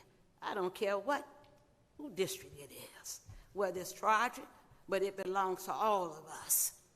And it's time for us to think like it is all of us and stop kicking the can down the road and stop peddling. The qualities of life are health and safety, because without them two there, your health and your safety matters. And I'm like Dr. King today. I would rather choose love to tell you what is wrong. And I don't care whether you look at me, because like I say, I'll see you down at that ocean there, and it won't be me.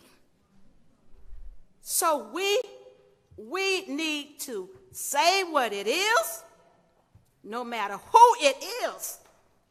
See, the truth does hurt. And every time when you want to speak the truth, somebody interrupts you. You got 16% of crimes over in that area there, and we know it. And this has just not started. This has been going on years and years and years. Because why? Nobody wants to step up to the plate and address the monkey in the room. But Ms. Brown will, and others will too. We're tired. If we are to reimagine ourselves, and it doesn't matter whether you like Mr. Evans or whether you hate Ms. Brown, because God loved me. And whatever you may think, them big boys up there, like I say, I'll meet you in the ocean. Because it's time out for this here. It's time out for us. And policing, if it goes over there, I told Chief Osgood, I don't want you petting around. I want you to lock it down. Because this is what we need. And I don't care if you do have to bring the sheriff in here, any kind of agency it is. We are black and we are proud. And we have to stop saying that. You look at the white man and you blame him. We're the cause of our own crime and stuff. Mr. Brown, I'm just going to tell you today. You're going to see Dr. King would tell you the same thing too. And all the other greats that has gone on. If they could take a peek at you back here, they'll be ashamed and give you a good spanking. Thank you so much, Ms. Brand, for your comments.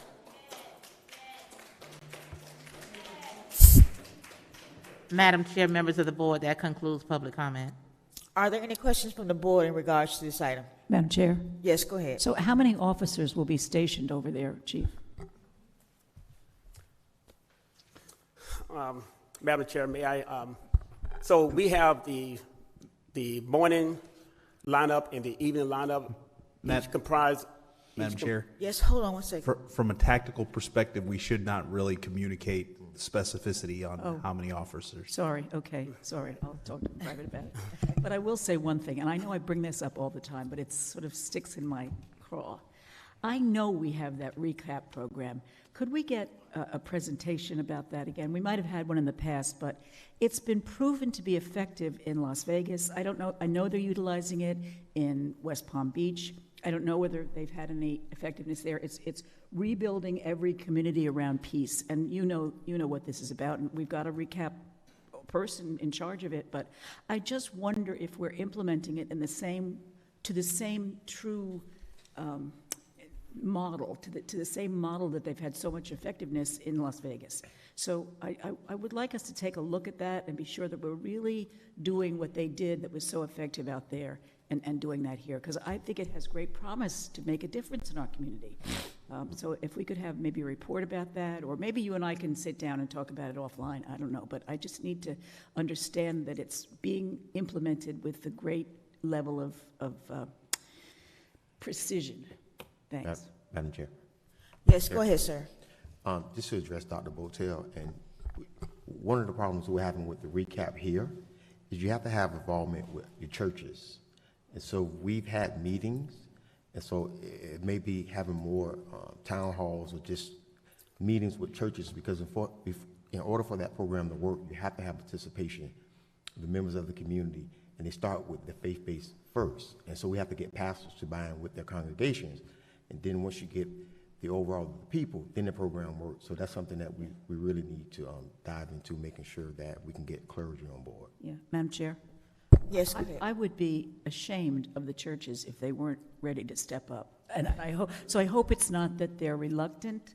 You know, I hope it's that maybe they don't understand it, or we haven't, I don't know, but I would certainly hope, because you're right, that whole program revolves around identifying the church and then the surrounding community, whether it's Christian, Muslim, whatever, responds, if you will, reports in some way to that particular church. So it's really critical that we have the ministers involved in this. But again, we can talk about it offline. I don't want to speak about anything that might. Yes. Madam Chair, may I address this really quick? Yes, go ahead.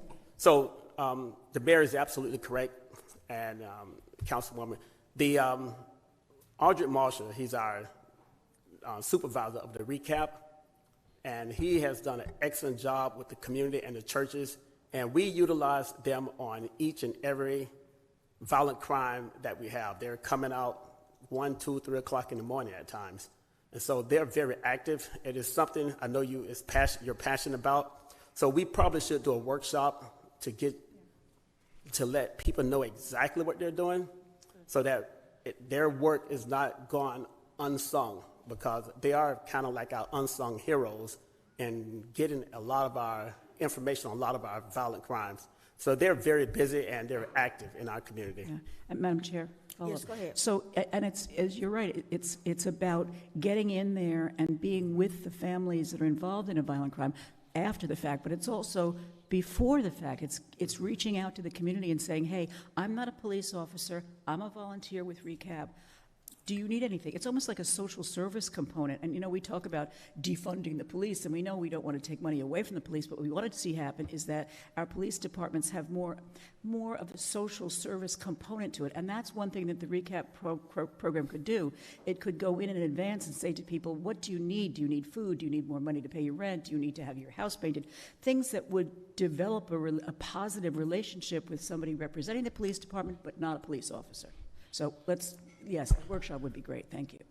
Thank you. Thank you. Yes, and I certainly agree with that, because I've said this time and time again, we're not going to be able to police ourselves out of this. We have to work in conjunction, structured programming with the police to be able to solve these issues in our community.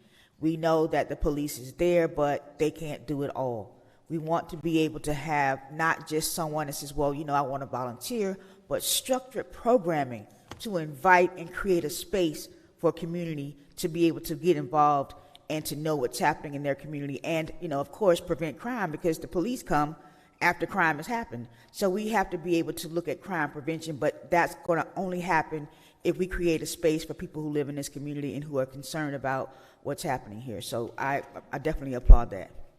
Madam Chair? Yes, go ahead, sir. Thank you. Chief, originally when we decided we were going to move the YEP program, I wanted to actually expand our senior facilities and provide additional services and resources for our seniors with that YEP building. But can you give us some details on how this is actually going to lower crime in that area? Well, first of all, one of the primary reasons or ways to lower crime is visibility. So we're going to have more police officers visible in the community. In other words, they're doing their lineups. They're going to be responding to that location for briefing, for meetings. And the residents on the west side do not have to go east of the tracks to come in and see the police. They can come into the substation right there in their own community. We're going to encourage our units, COP units, bicycle patrol, to do more patrolling in that area day and night. And you'll see the police cars already set up in that area. And we've spoken about this many times, all of us. One of the things we get in this community here is a slow-moving train or a stop train. Now our officer will already be west of the tracks. Is there any space in the possible designs for looking at a exclusive area for our community policing department, our police athletic league, housing some facilities, workshops, or conference room space for the children that normally go through the PAL program, to incorporate them into this facility, or is this more so just going to be a staging area? Madam Chair, I have to respond Yes, to this, go right? ahead. So, Councilperson, we have not correctly mapped out all of the spacing, what we're going to need here, but I do not think it's going to be able to hold a police athletic league inside of this as well. You may have 1 or 2 officers who can come in and assist, but not a whole team of outside individuals coming in. And to your point, I believe presence is important, is vital to actually deter. It's not the only solution, but it helps tremendously. And that's why I'm so against moving our public safety, our police, over all the way to the east side, because having it in a centralized location with a police and fire component is something that's vital in the heart of our community versus on the outskirts. So that's one of the reasons I don't want us to push out that far out. But with the substation, that gives us that additional presence, but making sure we're maximizing on the space there, but also trying to find facilities for our seniors because we're taking away something that we could expand for our senior space. So that's more of a Mr. Evans question as to how we can incorporate additional senior facility and maybe even expand that substation so that we can give a dedicated area to our seniors and using that space as a substation in the community. Thank you. Madam Chair? Yes, go ahead. So, Mr. Johnson, what is this total square footage of the building?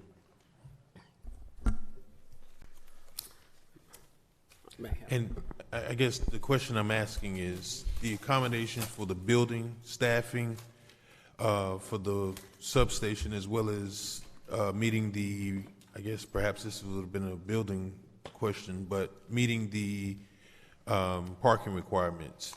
How's that going to be handled? Or who continues the garden? That's still ran by the recreation department? That building is under the it was under the recreation department. I'm not sure it's from the maintenance aspect. Will recreation be actually handling that, sir? But as far as the square footage of the building, I don't have the total square footage of that building, but I can absolutely get that information for you, sir. Okay, because I was curious. You know, one of the questions that came up initially was when you looked at the YEP budget, they literally had to pay for costs associated with operating the building that I thought was a common, like a common utility that would have been shared by the city's costs. So, like, what happens now that they move out? Does that automatically get absorbed into the police budget, Mr. Evans? Madam Chair, if I may? Yes, go ahead. Yes, that would be absorbed in the overall police budget. With the YEP, since there is funding associated with a grant, that's why it's tracked a little bit differently. But since that space would be utilized by law enforcement, it will be depicted as a specific line item or cost center associated with that particular operation to be able to track the expenditures. So utilities or equipment or what have you, we'll know the specific cost that it takes us to run that facility operationally. Okay, and you know, to the point, Mr. Chief, you gave 60% west of Barack Obama? 63%, sir. Okay, so isn't that kind of proportionate with the population, Chief? I mean, obviously, the city is almost divided by railroad tracks, with the majority of it being west of west of Barack Obama. So, I mean, how do you directly correlate, you know, this President Barack Obama highway as some sort of, I guess, dividing line of where crime starts? Because, you know, I am on Broadway and I see the same share specifically of crime. Yeah. Madam Chair, may I follow? Yes, go ahead. So, Councilperson, you're actually correct. It is proportionate to the population as far as if you take a look at the sheer numbers. However, we also take a look at violent crimes, the crime where people calling for services of a violent nature. So it's imperative that we move law enforcement west of the tracks and kind of more permanently keep them there on the west side unit. Too many of our west side officers are coming on the east side of the tracks to do paper, to do lineup. If we can already keep them on the west side, that starts their day, it ends their day, and they can start again and keep most of our officers already patrolling the west side. That's the goal of this. Now, also, let's be clear, we need officers east side as well. So we're not moving them all on the west side, just what we call the west side officers. They're going to be working in that community, those communities. So wasn't there a proposal to bring, or a concept to also have a substation in Stony Brooks? Madam Chair, I'll follow up on that. Yes, go ahead. That was a fleeting idea, a proposed idea where I spoke to some of the management staff at Stony Brooks. Let's call it Azure Estates, they call it now. They came in with a budget that was too high for us to do a build out right now. And I said, we have other things on the books that we need to have first. And we can come back and take a look at that or another area later. And it doesn't necessarily have to be Azure Estates. We can still look for substations in the south of the city, and it doesn't have to be there. It's something more cost effective, something that's not going to strain the city of our budget to build in and build out, because there's a lot of building out that we need to do as a city, and those numbers was roughly around $500,000 to do the build out what we need to move the wall out, to tear the wall, pull the street in, run all of our cables.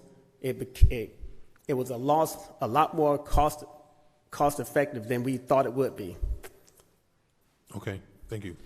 Madam Chair? Thank you. Yes, go ahead, sir. Thank you. Chief, are we going to be bringing detainees to this substation? Excuse me, sir? Are you going to be bringing any detainees to the substation? Yes, that's correct. We will. And it will be, they'll be detained only for booking purposes only, and then moved out to the county facility. Okay, and that was kind of why I addressed the concern of making sure that our seniors, I know that you're going to do an amazing job protecting our seniors, but having them in the same facility where we're bringing alleged bad guys to this location that are being detained in the same facility where our seniors have been operating for a number of years. So that's why I really want us to make a conscious effort to either look to expand our Lindsay into a substation with maybe a bridge or build off into the community policing division with the PAL program, and creating classroom space, and then creating a dedicated senior facility as well. And I know that's more so Mr. Evans and our public works, but really finding a way to work hand in hand while we're protecting our seniors, but at the same time aggressively working to expand that senior operation as well. So, and that's just kind of a request, Mr. Evans. Madam Chair, if I may? Yes, go ahead. Certainly, I think we have to look at, obviously, we have a list of capital projects that are priorities for the city to look to address. But I think we have to look at our recreational amenities that we do have, and how do we maximize the use of those recreational amenities. Because you may find a situation when you do have the discussion as a board in April about the Parks Master Plan, that it may be suitable to look at a construction of a new senior facility that is on the property that is Cunningham Park, or a situation where, by virtue of the improvements that need to happen at that Lindsay Davis Center, is that something that we look to reconstruct a new campus on that particular site, or what have you. So there is situations where we are going to be looking at, from a programmatic aspect as well as recreational services. One of the things that you're also seeing is a lot of trends change in recreation to where seniors want to be more social and want to have other things versus, you know, a situation where it may be cards in the past or what have you. It may be trips and dinner outings and social events. So we have a master plan that's going to be shared with you all in April. And then from that plan, that's going to really derive the next phase of recreation, because that was based on a scientific survey that was provided to the residents, and they provided some perspective as to the next phase of recreation. So that's something that we're thinking about in mind, but those are facilities and spaces that we're going to have to address here in short order once we try to address some of the facilities that are in a state of disrepair at this moment. And to that point, Mr. Evans, that's why I wholeheartedly believe that we have to just genuinely work in unison with our officers, but also having our facility there and figuring out what's going to be the best approach. And I agree that we have to have a presence in these areas, that, you know, that we need a stronger presence. So I'm 100% supportive of this substation and continue to move forward with it, but making sure that we're not going to be taking away from the facilities that we have for our seniors, or deterring or being discouraging to them with having that type of police presence and potential bad guys come into the site. So those are my only concerns. Thank you, Madam Chair. Thank you. Any other questions from the board? I just want to make sure that, you know, because this is inside of a community center, I want to make sure that there is a space created for community and resident partnerships, because that's the only way that we're going to be able to address crime, is to get residents involved with how we do that. So I'm hoping that that's what happens in that space.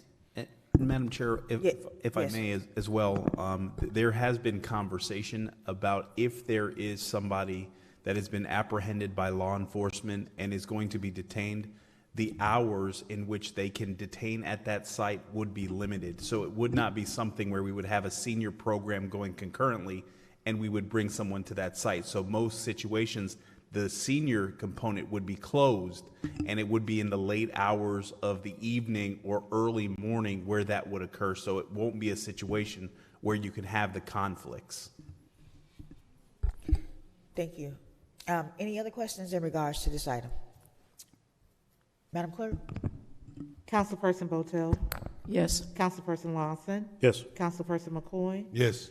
Pro Tem Miller Anderson? Yes. Chair Lanier? Yes. Motion approved. Thank you, Madam Chair. Thank you for your presentation.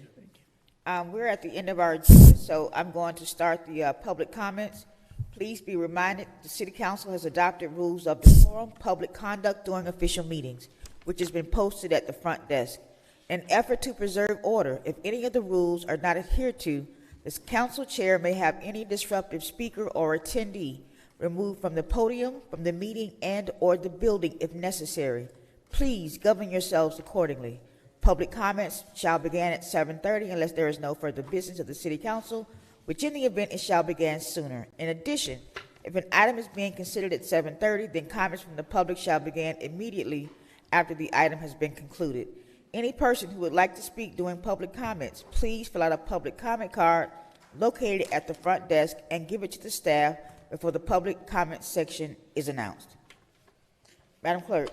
Madam Chair, members of the board, the acceptance of public comment cards is now closed. Kent Pollock, Chandra Stringer, Bessie Brown.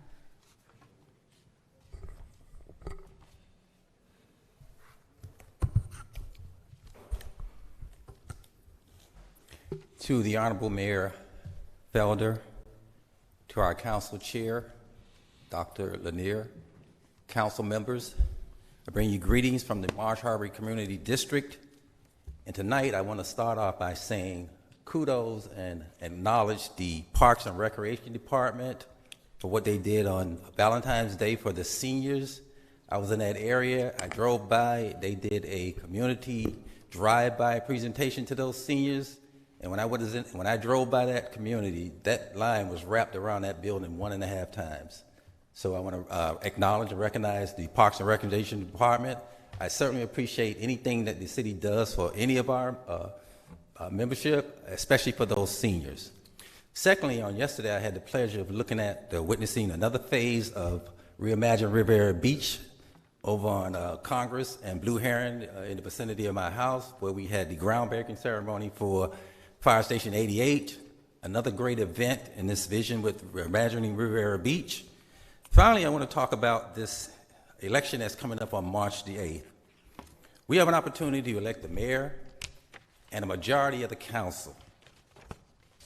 As we make our choices, keep in mind this vision of Reimagining Riviera Beach and the amount of time that has been invested in this process. This election is not a time for us to be selfish in how we make our decisions. However, we need to look for the greater good, which should be the best interest of this great city. And your choices should reflect that. The vision of Riviera Beach has been in play for over 20 years or more. And we all know that we're really much behind the times. I believe in change, and change is often good. However, not if it affects the community in any capacity that it takes it to a greater setback. I'm not here to endorse any particular candidate. However, I am here to support and show appreciation for the vision of the city of Riviera Beach. So on Tuesday, March 8th, go out and vote for whoever you think is going to be best support the vision that's going to take move this community to this next level. I also want to challenge all the gated communities on the Congress corridor, because I noticed that we don't participate as often. We need to make a difference in this time. This is the greatest challenge for this city, and we just need to make sure that we participate and do what's in the best interest of this community. It's not about me, us, me, mine. It's about us, our. Thank you. Thank you, sir.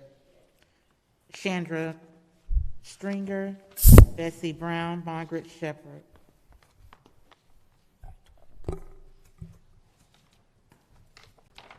Good evening and happy Wednesday. I am Chandra Stringer.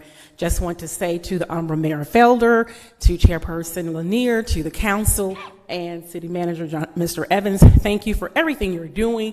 And I just wanted to make a little small recommendation. I tried to research, I didn't find it anywhere.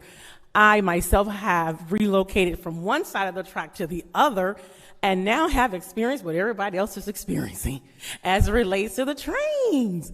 And so most of the days I'm running out of the house with one shoe on, my purse over my shoulder, and just trying to get through there by 7:15 to make sure I make my 8 o'clock appointments on time.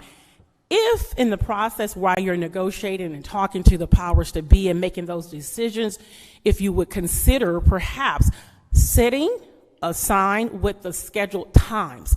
If my memory serves me correctly, those trains come at a scheduled time every day. And just like we put up the voting dates when they're coming or anything else, if it's possible, just a recommendation. I'm not an engineer. I don't know what all it will take, but definitely getting a schedule so individuals will know, hey, by 7:15, you're not out of this house. You more than likely will be waiting 30 to 45 minutes before you get to your next destination. And then if that's not possible, perhaps putting it on the city's website, including it in the water bills, by any means necessary that residents know and understand until all of this is ironed out, that leadership have made some form of an effort in addition to what you've already done to make sure that citizens are aware, and then they are informed to make a decision if they want to wait 30 or 40 minutes, or we all get up a little bit early to make sure that we're on time for our appointments. Thank you. Thank you for your comments. Bessie Brown, Margaret Shepherd, Morristown.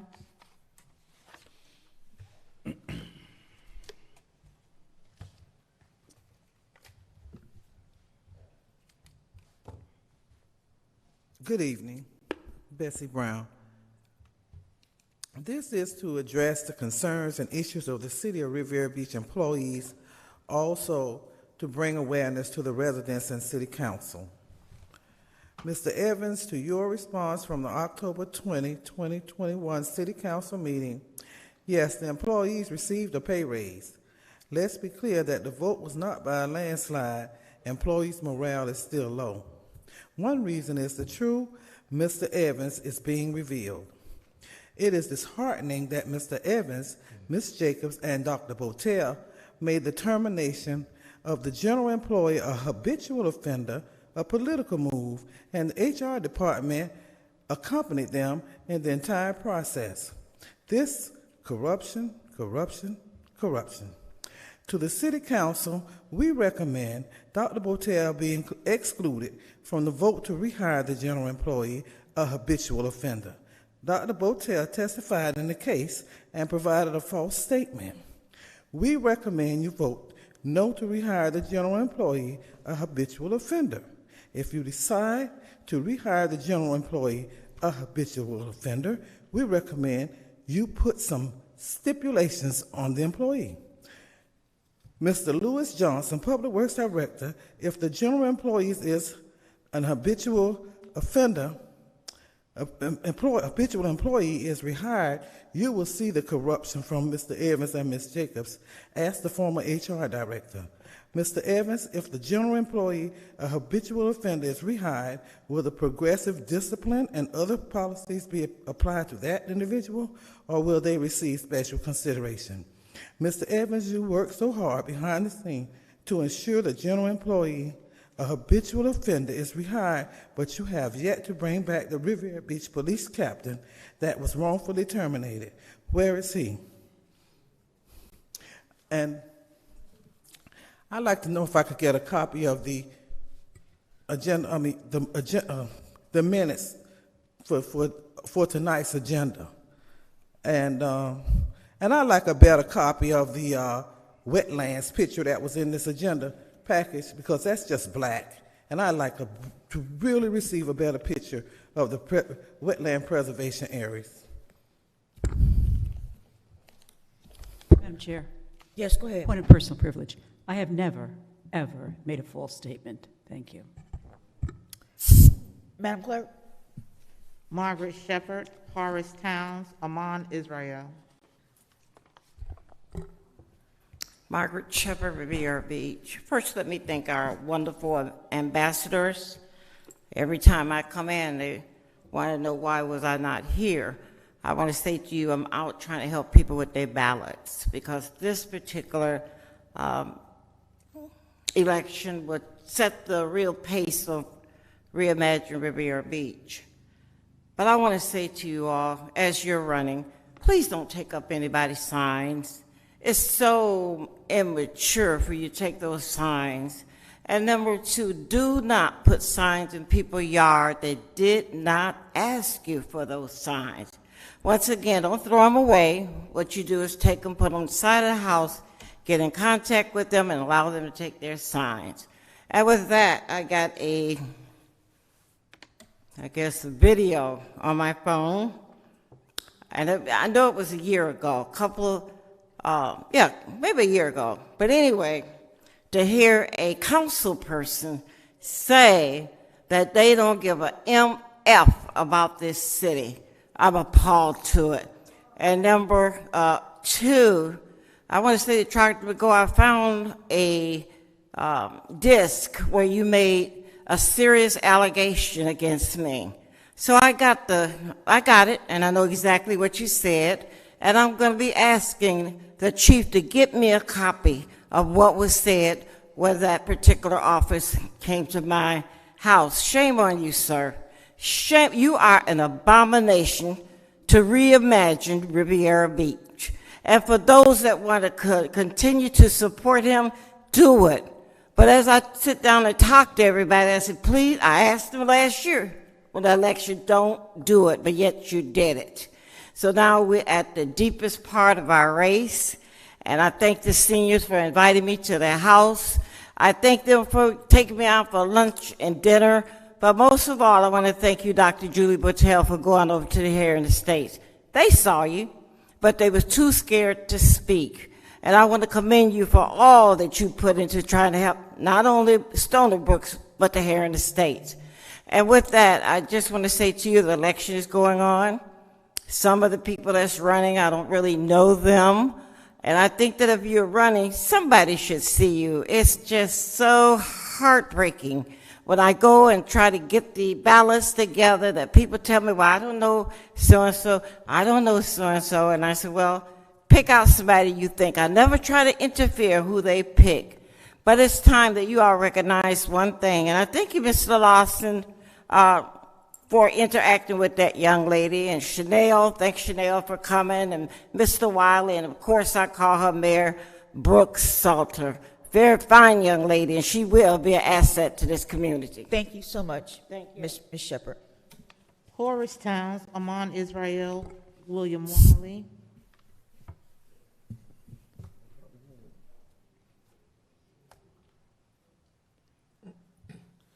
Horace Towns, Riviera Beach. Hopefully I won't be before you long. Last election I ran in this election. I met Doug Lawson, and we had a conversation. The brother said he wanted to run, thought he had some great ideas. I switched over to another seat where I lost to Mr. McCoy. I don't have to agree with everything that goes on in the city, but I gave this council a chance. What's bothering me and what actually got me here today is it's hard enough being a black man, but in a city where we have African Americans in control and positions, I think we have a chance to be an example. So where am I going with this? When I see the website, there's a Facebook page that goes up called The Real Something. Zoom in on me. The stuff that comes out of that page is disgraceful. It's embarrassing. Mr. Evans, once that page is revealed and you find out who, especially an employee involved, they should be fired immediately. It is, you don't have to like me, you don't have to love me, but in 30 years, politics in this city has been everything but politics. It doesn't have to be personal. The stuff that I've seen come out is horrible. That same page is endorsing a couple candidates. And I've yet to hear any of those candidates come out and denounce the stuff that's coming out. They talked about McCoy. They talked about Trodrick. They even had one with the mayor. I've yet to see anybody come out and say that's disgusting, deplorable, and that's not the kind of politics we're going to have in Riviera Beach. I haven't seen it yet.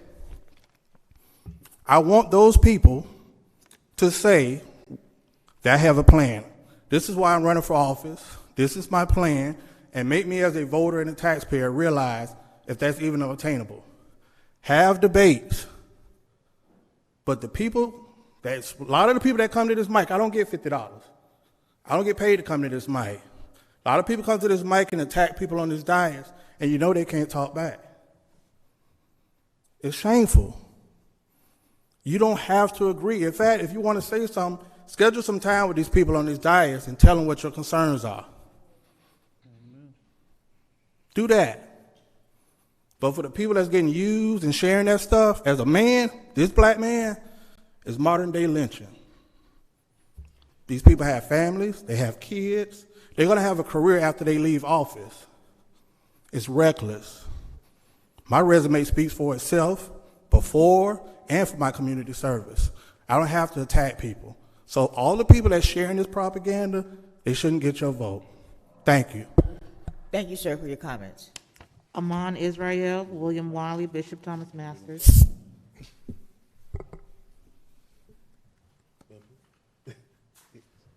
Good evening, Mayor, Chair, Council, City Manager, City Attorney. Amon Israel, Riviera Beach, Florida, the Monroe Heights area. I heard a kind of a conversation being discussed about the police department and the crime. Right now, just on property taxes for the county, they get about $1.6 billion. The sheriff department gets about $800,000 of that. It has not stopped crime. Unless you get the community involved, you're not going to stop crime. I don't care how many police officers, whatever, this is a new day and time for crime. So until we get the community involved, you're not going to stop crime. I don't care how much money you spend. Now, the 911 call, I got 2 calls this week. When you dial 911 for a Riviera Beach police officer, you got to go through the sheriff call center. That's a delay.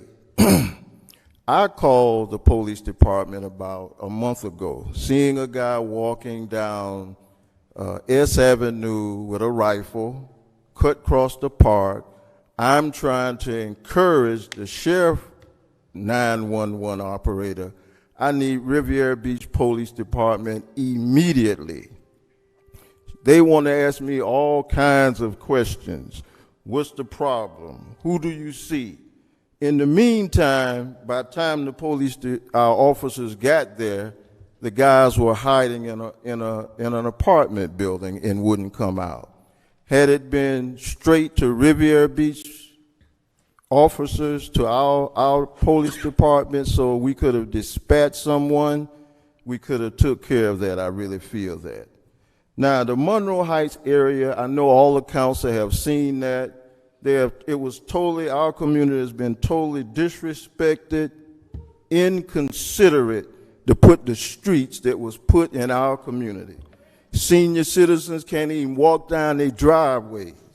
Now, I hear how much it costs to correct that, but because of whoever was on staff at that time, that's why it happened.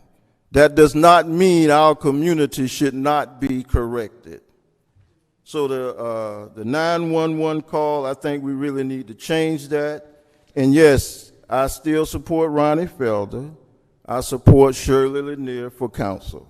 Again, if you have not seen the Monroe Heights area, those kinds of streets are for alleyways and parking lots, not a community. Thank you. Thank you so much, sir. William Wiley, Bishop Thomas Masters, Dolores Williams.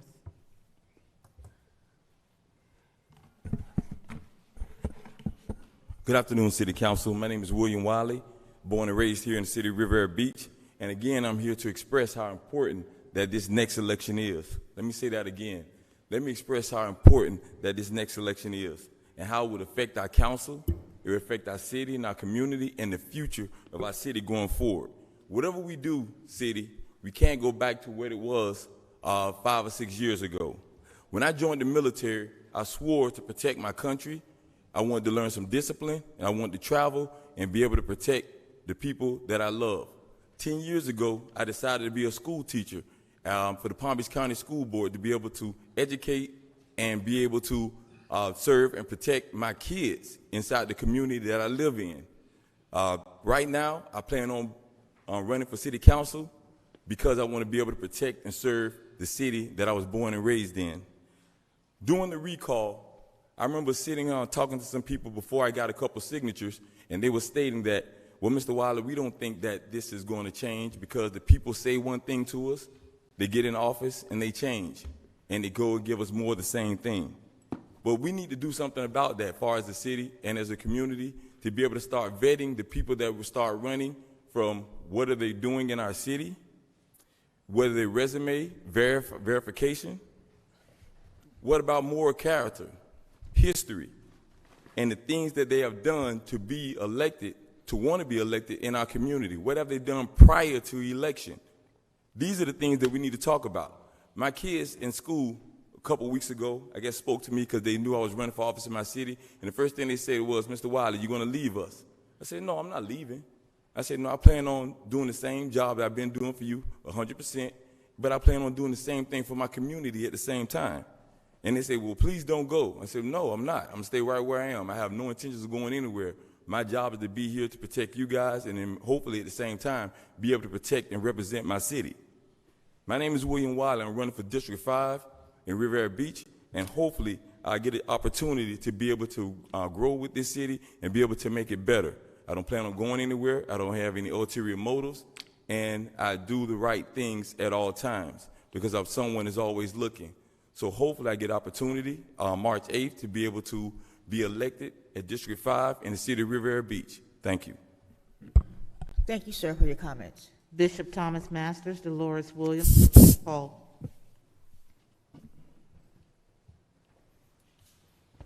To the Honorable Mayor, the best mayor since 2119, my good friend. I'll see you tomorrow at 5 o'clock. To Doug Lawson, to Chair, but to Doug Lawson, I'm proud of you. I'm very proud of your leadership in our community. You've been on almost on every front, whether it was seniors, whether it was young people, whether it was the job fairs, whether it was the Black Lives Matter. The list goes on and on and on. The leadership that you have given is commendable, and I'm with you 100%. Continue, and just the other day I was talking to a lot of seniors at Lindsay Davis. They love you. They know who you are. 3 years, not 2 weeks, but they have watched you for 3 years. They love you.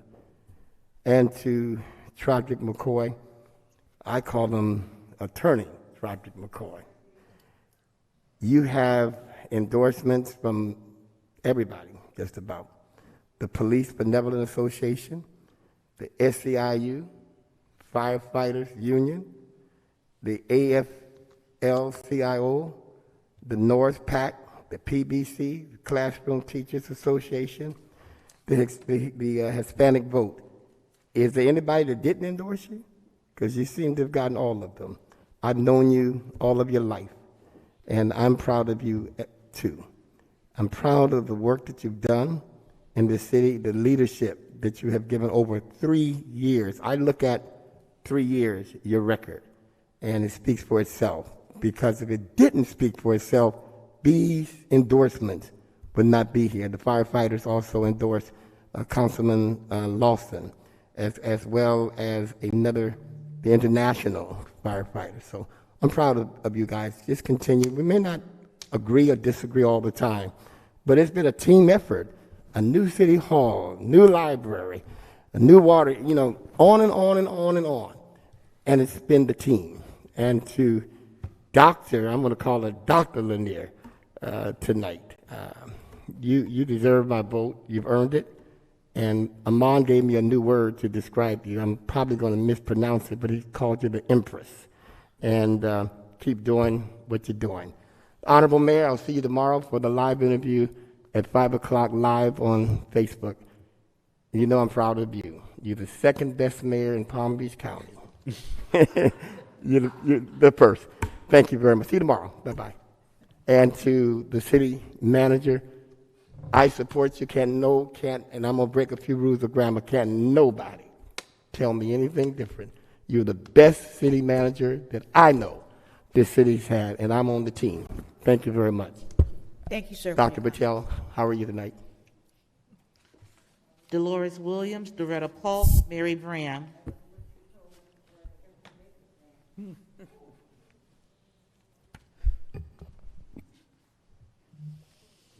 Good evening to everyone here today, even our citizens of Riviera Beach and everybody in here. I came in on the police chief. Miss Williams, can you speak right into the mic? I can speak in the mic? Okay. Thank you, ma'am. Well, I want to know, the chief said it was going to cost too much for you to put the substation in Stony Brook, Zeus or whatever it's called now. Okay, you spent millions of dollars to do different things. The young lady got stabbed almost to death at the Stony Brooks. I don't know, we had another police car left to go nowhere else. They was there, Riviera Beach. I think you should come up with the money if the place is asking too much. Is money more than a life? No. Money, the Bible say money, the love of money is the root of all evil. All evil. But if you don't love it and you want to do right with it, it's going to work for you. So, but we want y'all to come back and get the chief that, fix that. The thing building up the Stony Brook, ooh, it looking so good with their little clubhouse or whatever going to be there. Put the substation there. You just still having a crime there, and you say coming from across the track, some kind of way y'all were talking about splitting it up. Well, you better start working on the west side, son. I endorse certain things. I want to say this to Ms. McCoy and Lawson. You keep up, I think somebody called you the lawyer. When you see everything wrong that come across this board, you point it out. They got the aides, telling them how to answer you back. You had an item that was supposed to be tabled about these box cars or these restaurant things, whatever y'all putting on the street here. I don't know if y'all came back to bring the answer for that tonight, Mr. Evans. Remember they was talking about that boxcar? You need to get it straightened out. Okay, and about the Stony Brook, the circumstance, nothing against you, Ms. Lanier. If they spend all that money for 2 circles, and I'm with Hamad, I can't think of his name. Why those streets now? Mr. Evans, that's one of the first things you say when they voted you back in. You were going to get all the money, fix up those streets in Monday. What you done did? Stop sign on every corner. We need that, the street. You got a great straight down the middle of the street. You paid some of the streets up higher. What is that? What y'all did with all the money you should have been getting from the state and the national? We want Stony Monroe Heights fixed up in the roads and everything. And I want y'all to work for my police department. I do think the parks and recreation, they always do a great job for us as seniors. All that not seniors be eating too. So Thank you so much, Ms. Williams, for your comments. Right, I'm gonna get back. Doretta Polk, Mary Bram.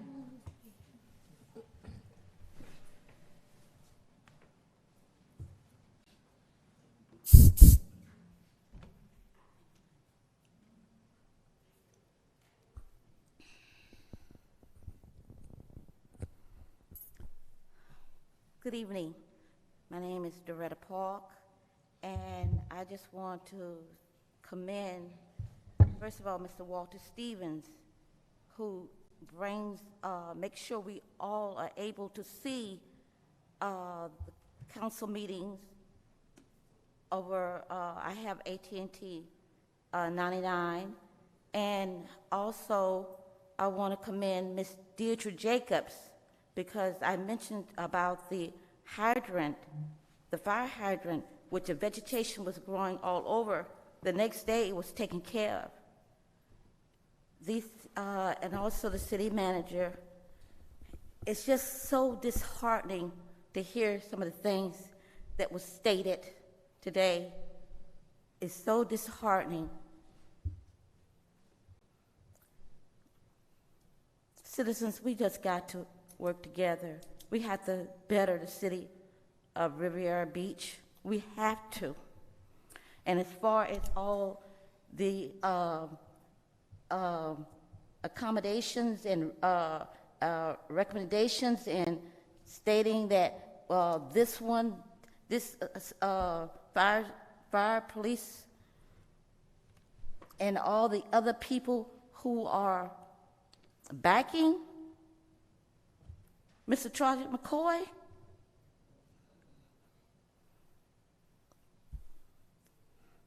young man, you owe the city some explanations. You owe the city explanation of what occurred. You do. You do. It was just so heartening to even see that, to see that. What really goes on when the cameras are not there? What goes on even when you all have these meetings that you have to have when the cameras are not there? We got to do better. We have to do better. And it's very, very sad. Very, very sad. But an explanation has to be stated. It has to be stated. Because not just me, but they say everybody's recommending you, but that's not what I'm hearing. It's just very sad that we're in this situation that we're in, that you're in this situation that you're in. We have to have more self-control. We have to. Thank you so much for your comments. Mary Graham.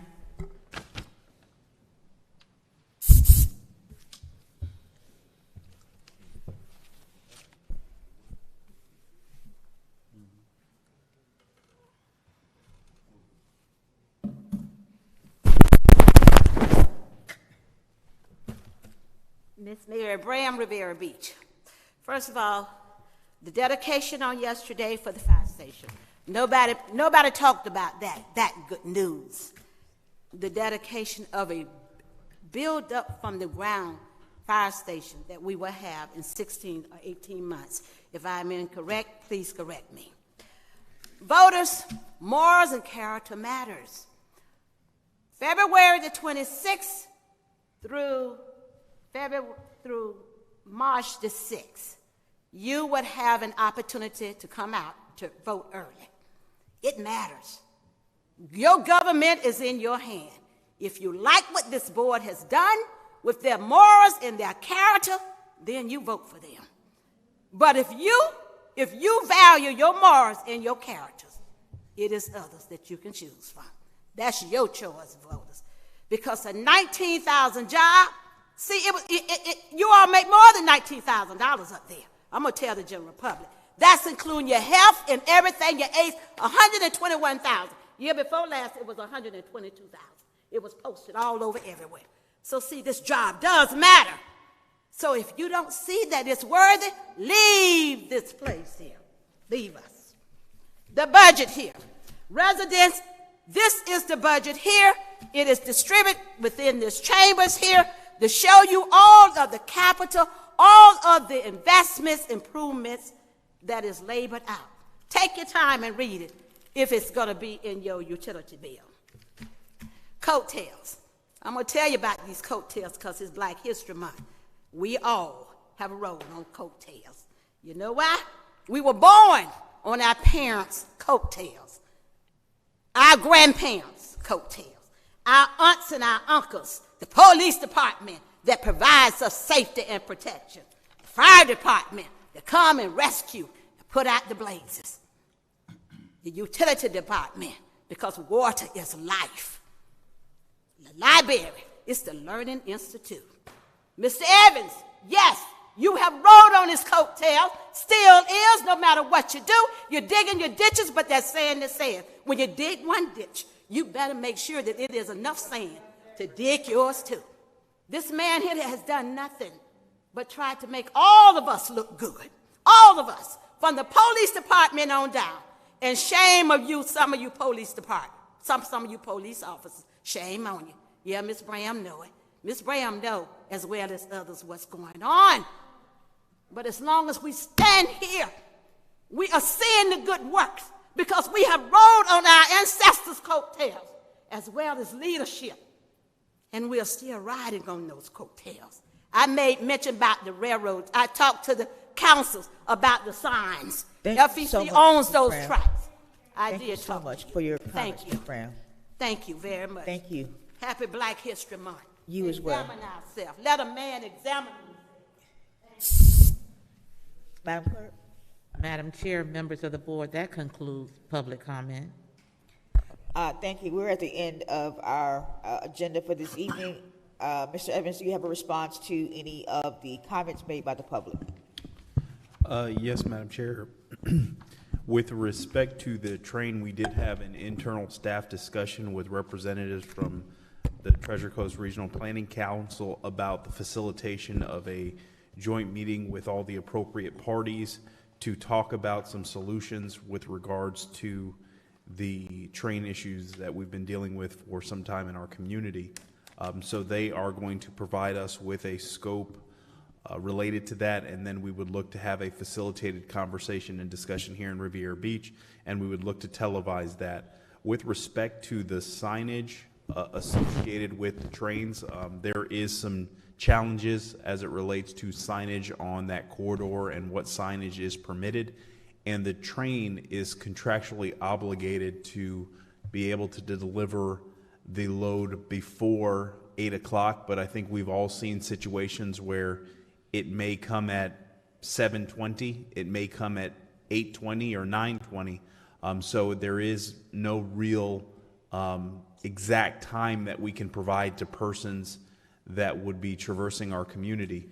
They do have a software that allows for persons to see the direction of the train, but it's a secured website that we can go in to be able to get that information, but I don't think we're permitted to be able to share that information because of the sensitivity of what's being moved, the freight it's moving, and obviously there's value to those items that are on the train, so I don't think we can share it. They were only going to give that access to public safety if that was something that was an issue, and one of the things that both chiefs said is that when they get a call for service, they don't have time to log into a website to be able to see if the train is heading northbound, southbound, or what have you. And so we are looking for some real solutions with regards to that. But nonetheless, if we have information that we can share with the public, absolutely, we would share that information.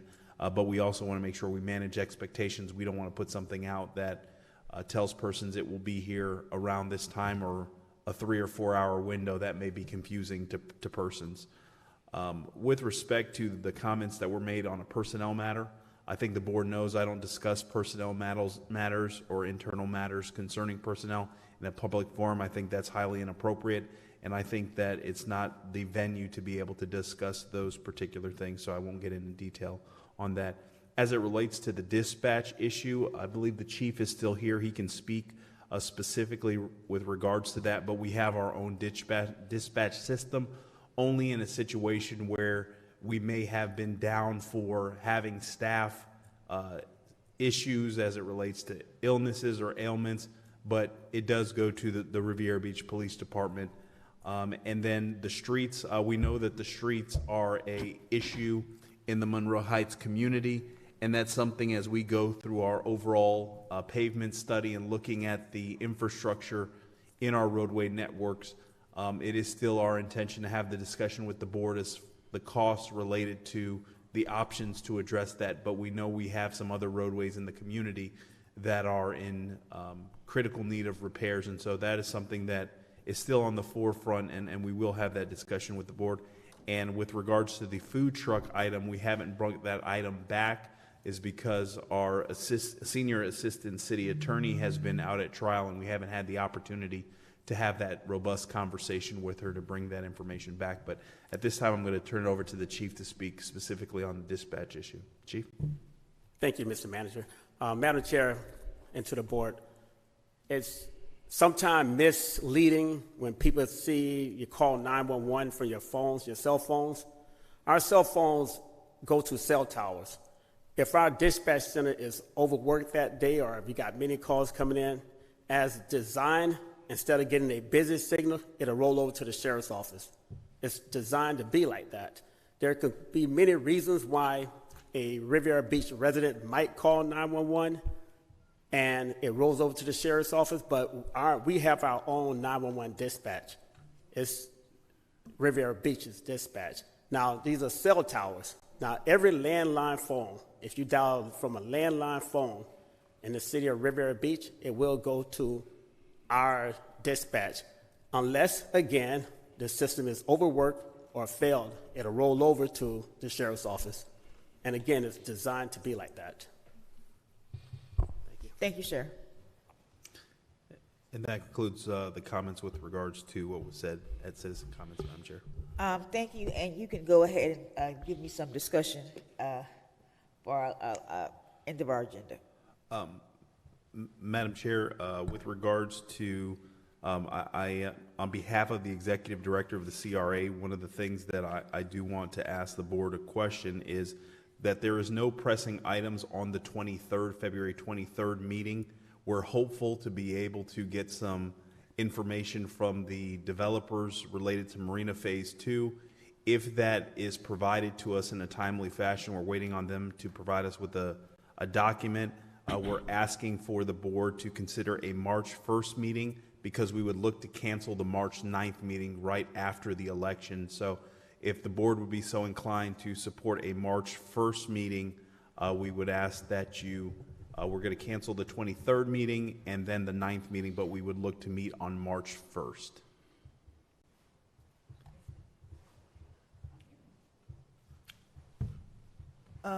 We have the Citizen Academy first day, March the 1st. We do have the Citizens Leadership Academy, but I promise that that will be the only item on the agenda would be the Marina Phase 2. So,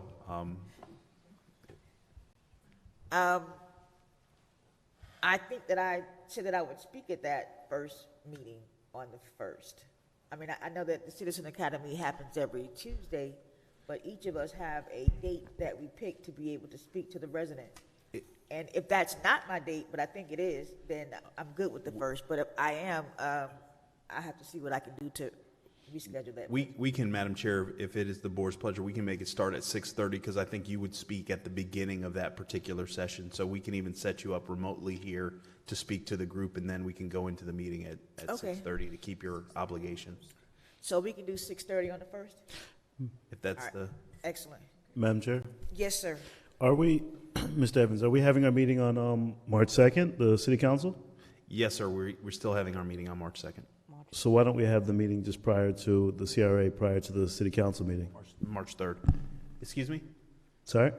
What was the question, Councilman? I'm sorry. Why don't we have the CRA meeting prior to the City Council meeting so we can knock it out in one night? The February 23rd? No, the March 2nd City Council meeting? Yes, sir. Why don't we have the CRA meeting prior to that at 5:30? The meeting is actually, the City Council meeting is March 3rd. And the CRA meeting will be scheduled March 9th.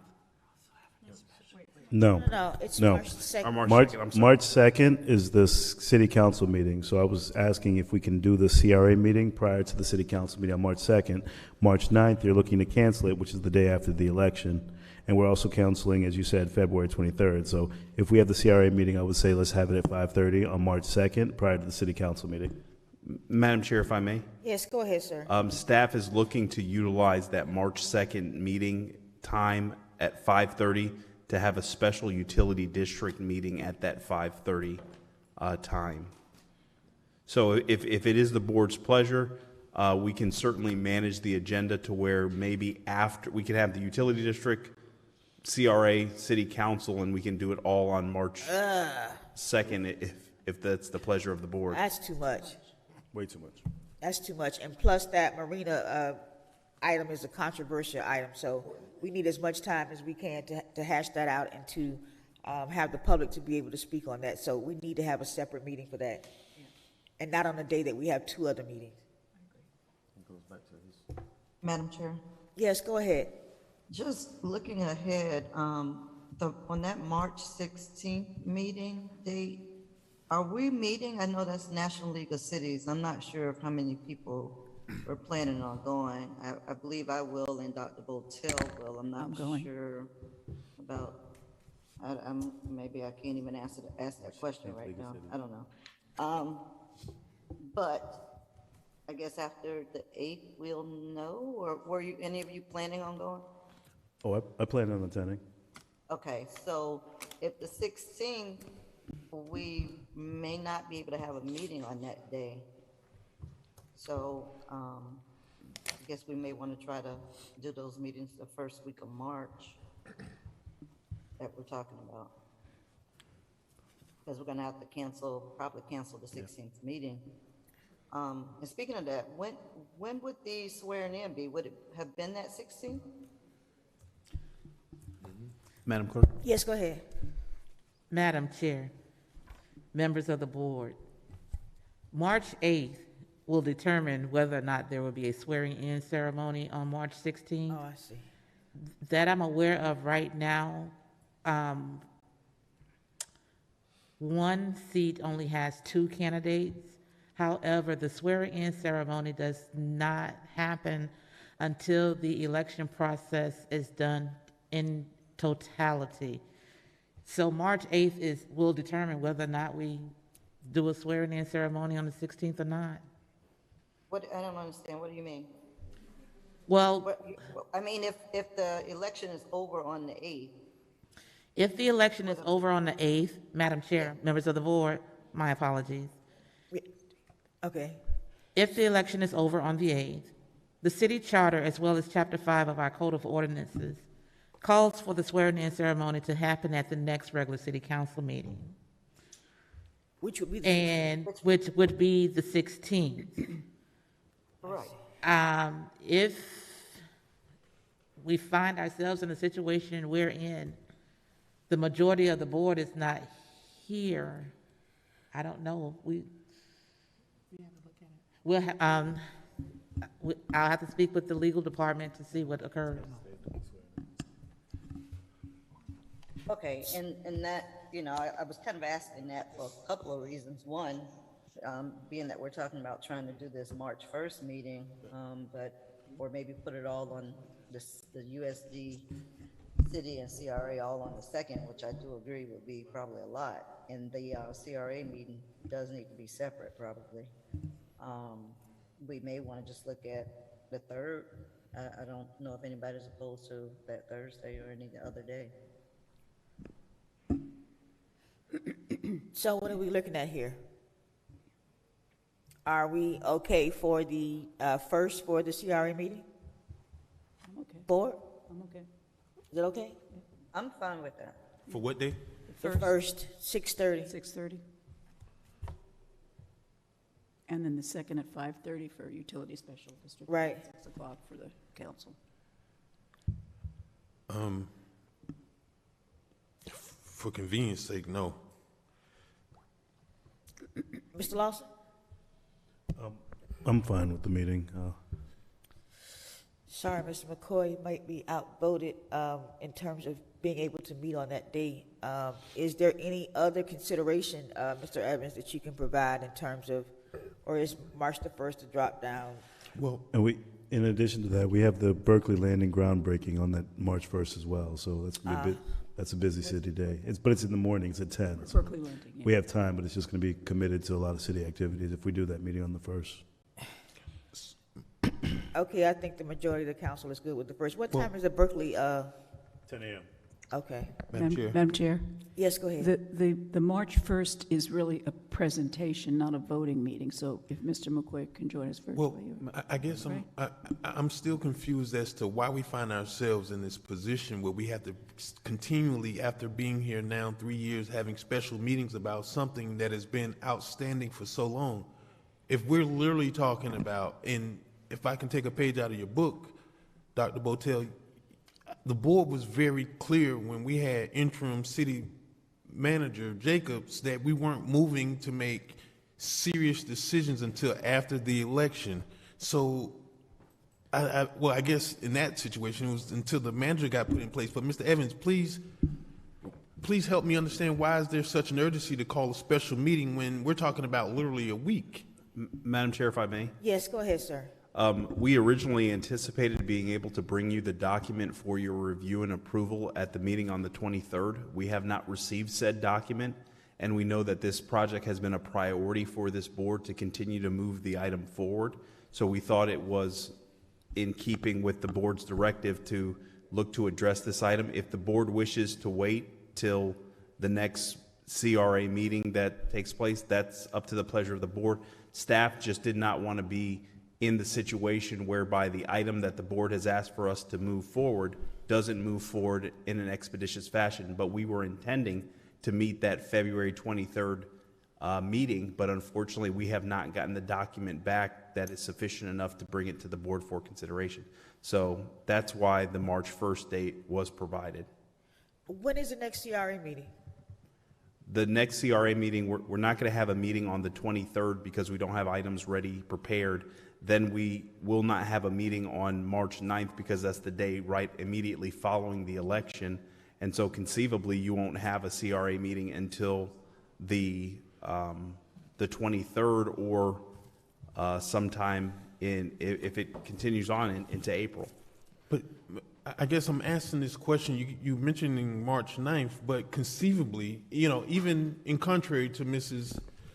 Anthony's suggestion, nobody is replaced on March 9th. There's no changes whatsoever happening on March 9th because results aren't even certified. Moreover, there's still the allowance of vote by mails from overseas and military for 10 days after the election ends. So I don't understand why we have to continue to seem to call special meetings for something that has been outstanding for at least, this project started in 2018. We're talking about a week, Mr. Evans. And quite frankly, there's no reason not to have a meeting on the 9th.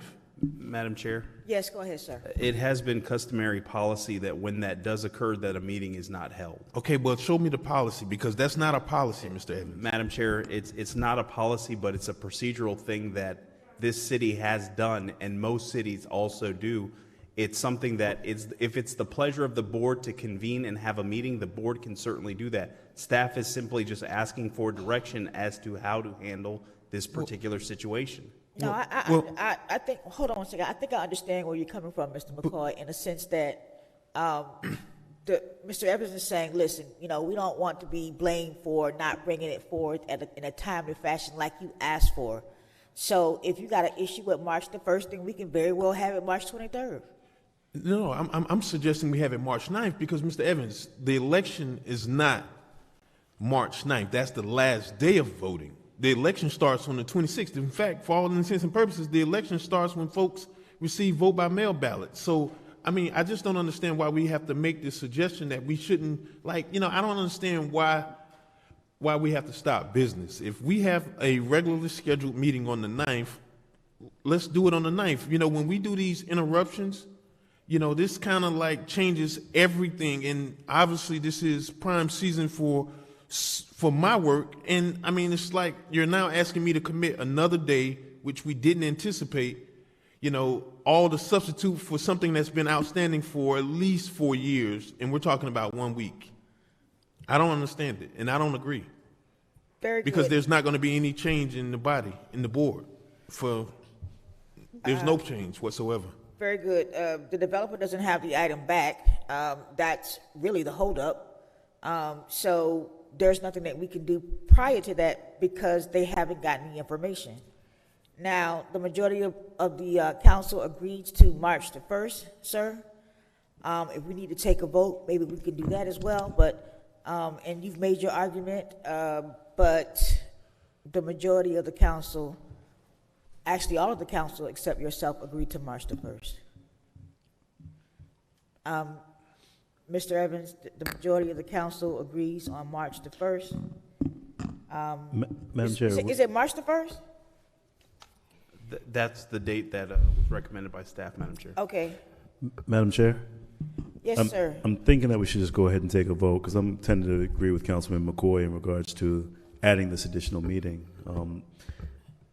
If we're going to just kind of keep the business consistent with the city, I say that we either have the meeting on March 9th or we try to find another day, because this is also, in addition to busy season for our businesses, it's also the time that we're committing to this election as well, where individuals that are actually in an election are going to be doing work to canvass and campaign and to secure additional votes. So the realistic matter is that we're doing the work of the city, and we've had this item for 4 years, as Councilman McCoy did state. I don't want to add on an additional meeting to expedite something that can be done on the regular fashion of a scheduled meeting. So if we have to take a vote, I would be inclined to actually just keep our meeting schedule as is. Thank you. Commissioner Miller Anderson? You know, although we don't have a policy in regards to not having that meeting following the election, I do believe it comes from the fact that for whatever reason, although it may not be a policy, if some of the people are voted out, people in the community in the past have had an issue with those who have gotten voted out making decisions on their way out the door, very similar to our kind of how our past president did. Although you're still elected, obviously, because it's not changed, but that is something that pretty much came from the sentiments of the community.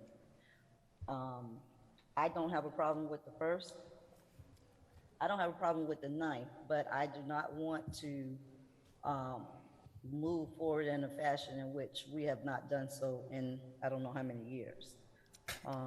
So I'm fine with the 1st, and I'm actually fine with the 3rd. I make a motion that we have that special meeting on the 1st. Exactly. So, and then, you know, let me say this. So, you know, procedurally, right? We're talking about having a special CRA meeting. Right. And how do you make a motion as the council to call a CRA meeting? So, There's a motion on the floor. There's a second. Is there any other discussion about this item? I'm going to ask So, particularly. Madam Chair. Yes, go ahead. We don't have to, if that's the case, we don't have to make the motion tonight, then we can just, like we call any other special meetings, the clerk can send out the email to us and the two council people, or, well, the two council people can sign for the notice. Well, Madam Chair? Yes, sir. I mean, if that's what you want to do, but don't try to come up with some sort of procedural. I mean, obviously, we just seen Dr. Botel try to create would have been an improper motion, and now what I'm hearing you say, Councilwoman Miller Anderson, is to call a meeting, which is not the practice for the CRA either. It can be called by the chairperson or in the executive director. But if you want to just do it, do it. But I'm just saying, we're going to execute an agreement on this night. Why not do it when there's an opportunity for everybody who has a vote and availability to participate, rather than just forcing something on, you know, the minority of the members? That just, to me, a development agreement would seem that it would be more practical to do it when everybody can attend. And I just don't think that this is, you know, such an urgent matter that we have to take it on the 1st. I think is it my understanding that this is going to be a presentation and not a vote? Right. Madam Chair, this item would actually require a vote. Oh, okay. Go ahead, Miller Anderson. So it sounds to me that it may not be a priority for the current board to do on the 1st. Then if the 23rd is when we can meet, then, and when everyone is able to meet on the regular day, then we can do that. I still go back to the question of the 16th, because if we're able to have a meeting on that day, then do it then. I mean, I'm fine either way. I know I won't be here on the 16th. I know Dr. Botel won't. And Mr. Lawson is saying he won't. But maybe we could have a meeting date sometime during that week as well. There are other days we can take a look at if you like to. Madam Chair? Yes. I think if there's no great urgency, we should wait until after the 16th when we're back from Washington. And, you know, is it urgent that we meet, Mr. Evans? You know. Madam Chair? Yes, sir. It is completely the pleasure of the board.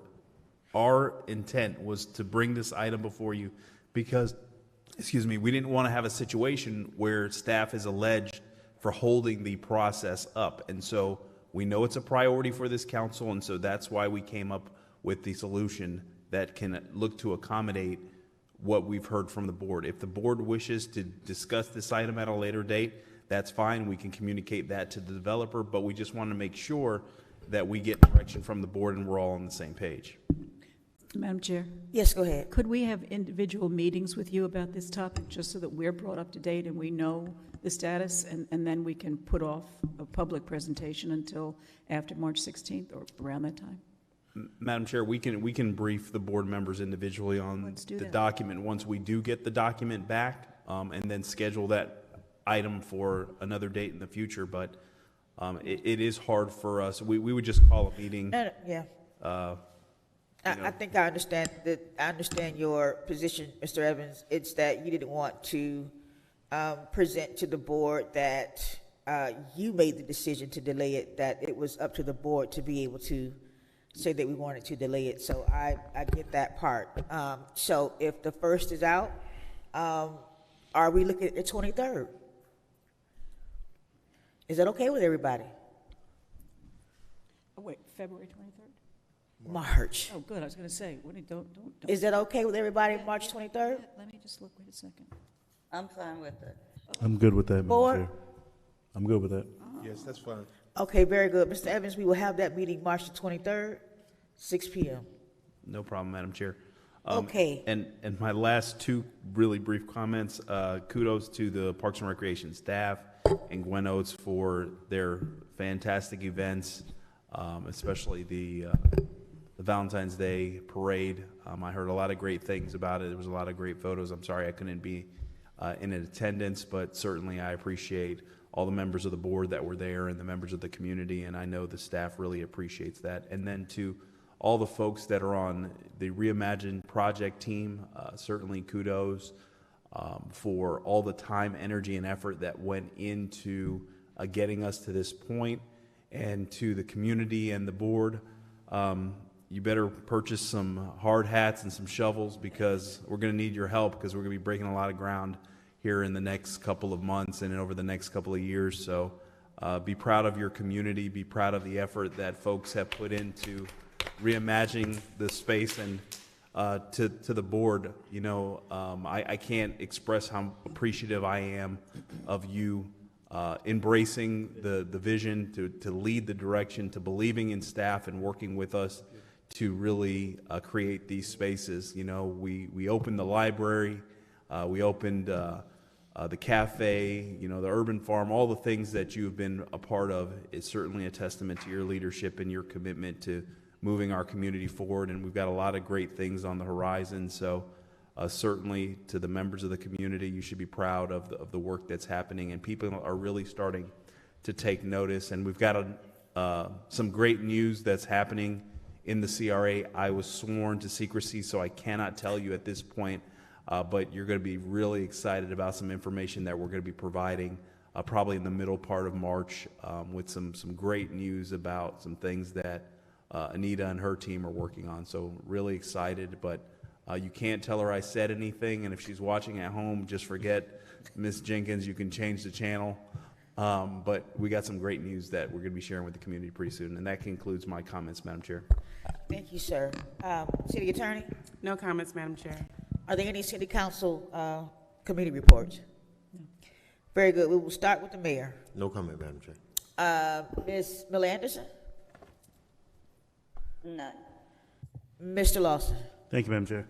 I just wanted to commend staff, Mr. Evans. The groundbreaking at the fire station was phenomenal. Just to kind of see the excitement in the residents, the community leaders, my colleagues' eyes, and the firefighters. we owed that to our firefighters. They absolutely deserved that a new station, because this is something that this can was kicked down the road for years, and they finally actually have a safe place to call home.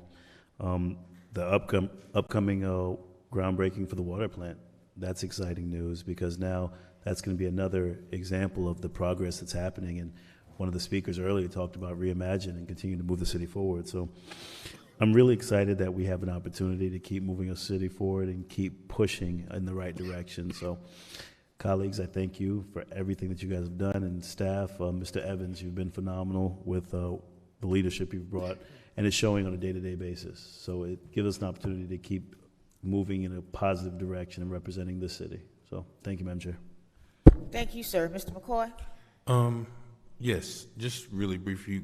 I think Councilman Lawson said it, but I was very proud of the work, and I said this, I think, a couple times to you, Mr. Evans, yesterday. Thank you, and Chief, thank you. I'm sure he's not watching.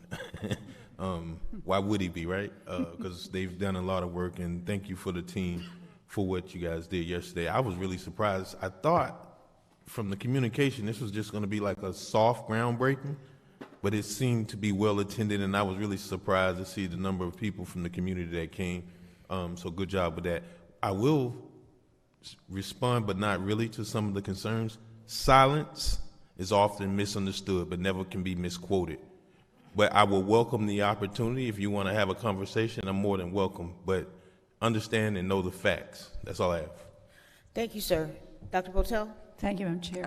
I also want to commend staff for the wonderful Fire Station 88 groundbreaking. Thank you, Mr. Evans, Chief Kurd, Ms. McBride, Ms. Wynn. Sometimes we forget the people who really do the hard work behind the scenes, and I appreciate that. And also to Ann McNeil and her team, and Brown and Kaufman. It's going to be a great addition to the city. Work on the medians on Phil Foster Park will be done shortly. I think they've already begun. I spoke with engineer Terrence Bailey today about uplighting the palm trees. I know that some of you have been asking about that. He's going to be looking into that. Unfortunately, there's not a sufficient amount of room on that median, nor on any of the medians, specifically the one at the north end, to put a sign welcoming people to Singer Island Riviera Beach. So, but it will be beautiful nonetheless, even though it won't have a sign. The Singer Island Community Garden will have 2 work sessions, one on this Saturday and one on Monday. If you volunteer to help, you'll be able to buy plants at half price.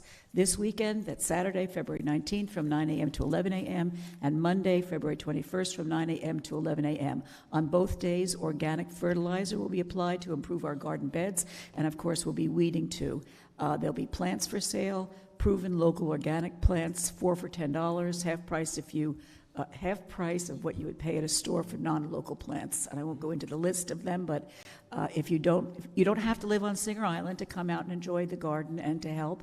Everyone is welcome. So Saturday and Monday from 9 to 11. And just very briefly, some upcoming events on the island. The Island Off-Road Jeep Music Festival at the Ocean Walk Beach will happen from March 12th and 13th. There'll be live bands, food, raffles, Jeep activities, and all of the proceeds go to charities. And it's going to raise a lot of money for our local charities. Sunday, April 3rd is Diabetes Awareness Day here at the Marina from 11 to 3. You can come get tested and participate in other activities here. In April, I'll be working with staff to do beach cleanups and other city cleanups. May 7th, we'll have that health fair at Azure Estates, formerly Stony Brook, also from 11 to 3. June 8th is World Oceans Day. We'll have an art exhibit here in the Marina Event Center, and June 11th will be World Oceans Day Festival. And that's all I have for now. Thank you. Thank you so much. Kudos to Mr. Evans and the city staff for getting us this far in regards to our new fire station, our new water plant, our new library, potential new police department. All of these things have happened in the past 3 years. The City of Riviera Beach's Parks and Recreation Department is having a Jaws on the Beach, which is a Jumbotron movie, and they're going to play Jaws on the beach. Which is going to be really, really, fun to attend. It's February 27th. It starts at 5 p.m. Please come out and support it. Also, please come out and support and volunteer with the city's urban farm. You can contact Valika Brown through the Parks and Recreation Department. And thank you so much to the city staff for all their hard work. This meeting is adjourned.